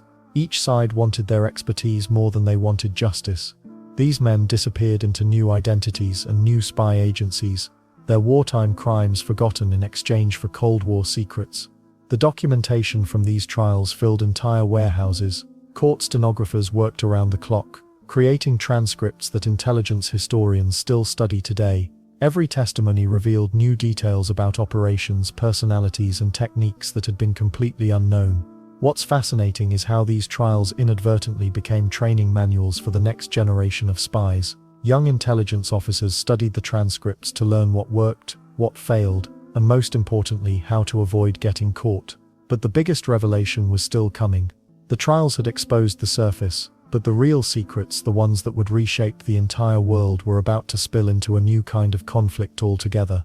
When the last shots of World War II echoed into silence, the spies didn't just pack up and go home. They became the seeds of something far more dangerous and lasting. The techniques they'd perfected, the networks they'd built, and the bitter rivalries they'd witnessed would soon bloom into a decades-long shadow war that gripped the entire world. The Americans and Soviets had been uneasy allies during the war, sharing intelligence when it suited them but always watching each other with suspicious eyes. Now, with Nazi Germany defeated, those two superpowers found themselves staring across a divided Europe like chess masters sizing up their next moves. The spies who had once worked together against Hitler suddenly found themselves on opposite sides of an entirely new battlefield. Take the Office of Strategic Services, America's wartime spy agency. When the war ended, President Truman initially disbanded the OSS, thinking the country could return to peacetime normalcy. What a mistake that turned out to be. Within months, American officials realized they were flying blind in a world where Stalin's agents were already embedding themselves across Eastern Europe. By 1947, the CIA was born, and guess who they recruited first? The same OSS veterans who had spent years perfecting the art of deception and infiltration. The Soviets had no such hesitation. The NKVD, later renamed the KGB, smoothly transitioned from hunting Nazi spies to recruiting Western assets. They had a massive advantage too. Communist parties in France, Italy, and Britain provided ready-made networks of potential informants. Stalin understood something that Western leaders were just beginning to grasp: the next war would be fought in shadows, not trenches. Then there's the fascinating case of former Nazi intelligence officers. Instead of facing trials, many found themselves recruited by both sides. The Americans secretly brought over hundreds of German scientists and intelligence operatives through Operation Paperclip. The Soviets did the same thing, just with less paperwork. These men carried with them not just technical knowledge, but years of experience in running agents behind enemy lines. But the real genius of these early Cold War spy masters was how they adapted wartime techniques for peacetime espionage. Dead drops that had been used to supply French resistance fighters were now employed to pass NATO secrets to Moscow. Radio operators who had coordinated with British SOE agents found themselves transmitting American military plans across the Iron Curtain. The invisible ink that had hidden messages from Nazi censors now concealed nuclear secrets from FBI investigators. Berlin became the perfect laboratory for this new kind of warfare. The city was divided into American, British, French, and Soviet sectors, creating a bizarre situation where former allies were literally watching each other through binoculars across checkpoint barriers. Spies could walk from one zone to another in minutes, making it incredibly easy to recruit assets, stage defections, and run complex double-agent operations. What's particularly striking is how many World War II veterans found themselves playing both sides. Some did it for money, others for ideology, and a few simply because they'd grown addicted to the thrill of living double lives. Klaus Fuchs, a physicist who had worked on the Manhattan Project, had been passing atomic secrets to the Soviets since 1941. His wartime experience taught him exactly how to avoid detection, at least for a while. The British found themselves in an especially awkward position. Their wartime intelligence services had been extraordinarily successful, but now they discovered that some of their most trusted officers had been Soviet agents all along. The Cambridge Five, a spy ring that included Kim Philby, Guy Burgess and Donald Maclean, had been recruited in the 1930s, but perfected their tradecraft during the war years. They used their positions in MI6 and the Foreign Office to feed Moscow incredibly valuable intelligence about Western plans and capabilities. Let's not forget how technology played a role in this transition. The same miniature cameras that had photographed Nazi documents were now being used to steal American industrial secrets. Burst transmission radios that had coordinated resistance operations were adapted for use in major cities like Washington and London. Even something as simple as microdots, those tiny photographic images hidden in periods at the end of sentences, found new life in Cold War espionage. Perhaps most importantly, the psychological warfare techniques developed during World War II became standard operating procedure for both superpowers. Disinformation campaigns that had once been designed to confuse German commanders were now used to influence elections in Italy and France. The same propaganda methods that had demoralized enemy troops were refined to target entire populations through radio broadcasts and planted newspaper stories. The irony is almost too perfect. A war that had united unlikely allies against fascism had created the perfect conditions for the longest, most expensive intelligence conflict in human history. The very success of wartime espionage convinced both sides that spy networks were essential for national survival. But what happened to all those individual agents whose stories had been buried for decades under layers of official secrecy? Their revelations would eventually reshape how the world understood both wars. For decades after the war ended, thousands of incredible spy stories remained locked away in government vaults. The heroes who saved countless lives couldn't even tell their own families what they'd really done. Their grandchildren thought Grandpa had spent the war as a boring clerk or factory worker. Then something remarkable happened. Archives started opening, classified documents became public, and suddenly the world discovered that some of the most ordinary-looking people had been extraordinary secret agents. Take Nancy Wake, the woman Nazi soldiers called the White Mouse because she was so hard to catch. For 30 years after the war, she rarely talked about her missions in occupied France. People in her Australian neighborhood had no idea she'd once killed a German sentry with her bare hands to save her fellow agents. When her story finally came out in the 1980s, historians realized she might have been one of the most effective sabotage leaders of the entire war. Well, that was just the beginning of the revelations. British intelligence files revealed that they'd run over 120 double agents during the war, far more than anyone suspected. Some of these agents had lived entire fake lives for years, fooling the Germans so completely that Nazi commanders trusted them more than their own officers. One agent, codenamed Tricycle, had been feeding false information to the Germans for 4 years straight. His handlers were so good at creating fake intelligence that the Germans actually gave him a medal. The weird part is how many family secrets started tumbling out decades later. In the 1990s, a woman cleaning out her deceased father's attic found a box of radio equipment and coded messages. Turns out Dad hadn't been a traveling salesman. He'd been coordinating resistance networks across Belgium. Another family discovered their quiet aunt had parachuted into Norway 3 times to help destroy German supply lines. She'd never mentioned it, not once. Soviet files revealed even more shocking details when they opened in the 1990s. Russian spies had been everywhere, including inside the Manhattan Project developing the atomic bomb. Some of America's top scientists had been secretly feeding nuclear secrets to Moscow for years. The revelations rewrote entire chapters of war history, but the most surprising discoveries came from personal letters and diaries. Maria Gulovich, a young Slovak woman, had coordinated the rescue of hundreds of downed Allied airmen. For 50 years nobody knew her name. Then researchers found her coded letters to resistance leaders, detailing rescue operations that saved over 200 pilots from capture. She'd been 19 years old when she started.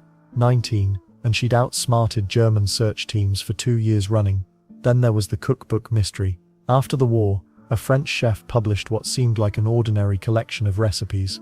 Decades later, codebreakers realized the cookbook contained detailed intelligence about German fortifications along the Atlantic Wall. Every ingredient measurement was actually coordinates. Every cooking time was troop strength numbers. The recipe for beef stew was really a map of German gun positions at Normandy. Archives in Japan revealed that Allied codebreakers had cracked Japanese diplomatic codes even before Pearl Harbor. American intelligence knew Japan was planning something big. They just couldn't figure out exactly where or when. The revelations sparked heated debates about what Roosevelt knew, and when he knew it. Polish intelligence files showed something incredible too. Polish mathematicians had actually broken early versions of the Enigma machine before the war even started. They'd been secretly sharing their discoveries with British codebreakers for months. Without that Polish groundwork, Bletchley Park might never have cracked Enigma at all. Yet Polish contributions stayed classified for 40 years. Let's not forget the German perspective either. When Nazi archives became available, researchers discovered that German intelligence had been far less effective than anyone thought. While Allied double agents were feeding them fake information by the truckload, German spies in Britain had been almost completely neutralized. The mighty German intelligence machine had been basically blind for the last 2 years of the war. Some revelations were downright bizarre. One British agent had convinced the Germans he was recruiting a network of Welsh nationalists to sabotage British war efforts. The Germans sent him money and equipment for months. There was just one problem. His entire network was imaginary. He'd made up names, addresses, and backgrounds for dozens of fake agents. The Germans never caught on. Personal accounts kept emerging well into the 21st century. Veterans who'd stayed silent for 60 years finally started talking. Their stories filled in gaps that historians had puzzled over for decades. Suddenly, mysterious wartime events that had never made sense started clicking into place. These discoveries didn't just satisfy curiosity, they completely changed how we understand the war. Intelligence work hadn't been a side note to the fighting.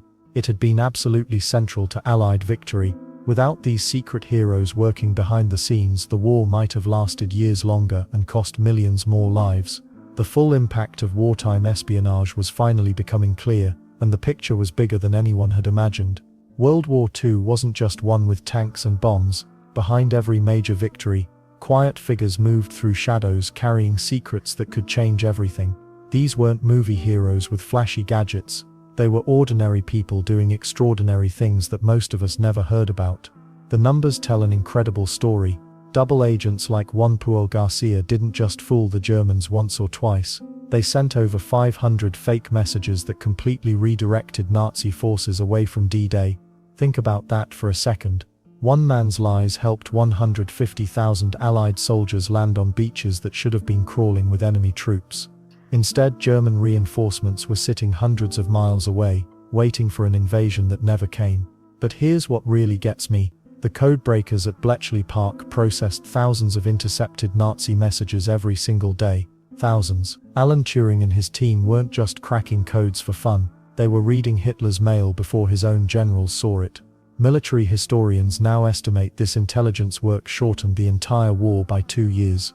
2 years means millions of lives saved, simply because some brilliant minds could solve mathematical puzzles faster than anyone thought possible. Then there's the human cost that rarely makes headlines. Over 30 women earned recognition for spy missions, and almost every single one faced capture, torture, or death. Virginia Hall limped through occupied France on a prosthetic leg, changing disguises so often that the Gestapo called her the most dangerous of all Allied spies. She survived. Many others didn't. The ripple effects went far beyond individual missions, though. Operation Mincemeat used a dead homeless man to convince an entire German high command that the Allies would attack Greece instead of Sicily. One corpse with fake documents in his pocket redirected thousands of enemy soldiers. The Sicily invasion succeeded partly because of a dead man's lie. What's fascinating is how these operations connected across continents. Norwegian resistance fighters guided British agents through snowy mountains to blow up heavy water factories. Their success probably prevented Nazi Germany from developing atomic weapons. Meanwhile, Marthe Cohn was convincing German officers she was just a harmless French nurse while secretly mapping hidden military positions in the Black Forest. Her intelligence saved Allied soldiers from walking into ambushes they never saw coming. The technology side gets really interesting when you dig deeper. Microdots shrunk entire battle plans to dots smaller than periods on this page. Cameras fit inside cigarette cases. Radio operators transmitted from suitcases, barns and church attics, knowing that German direction-finding teams could trace their signals within minutes. Every transmission was a race against discovery and death. Let's not forget the massive coordination required. Britain's double-cross system managed dozens of fake agents simultaneously, each with detailed backstories that had to remain consistent across hundreds of messages. One slip-up would expose the entire network. The Germans never figured out they were being systematically deceived for years. Even kids got involved in ways that would shock parents today. Teenagers watched troop movements and smuggled coded messages in toys and schoolbooks. Their age made them nearly invisible to suspicious guards. Some school chess clubs were actually cover operations for passing intelligence. Makes you wonder what your teacher really knew. Right. The resistance networks across occupied Europe created something unprecedented. Ordinary citizens becoming professional spies almost overnight. French bakers hid radio equipment in flour sacks. Polish teachers memorized German military schedules. Norwegian farmers guided downed Allied pilots across frozen mountains to safety. These weren't trained agents. They were people who decided their normal lives mattered less than freedom. Perhaps most remarkably, the psychological warfare worked both ways. While Allied double agents fed false information to Germany, Nazi intelligence services were desperately trying to plant their own spies in Allied territory. The difference was that British counterintelligence caught nearly every German agent and turned them into unwitting double agents. The Germans spent the war funding their own deception. The technology and tactics developed during these operations didn't disappear when peace treaties were signed. Former WW2 agents became the founding generation of Cold War intelligence services. The techniques that fooled Hitler's generals were refined and used against Soviet operatives. Safe houses in wartime Europe became permanent intelligence infrastructure. Archives still reveal new stories decades later.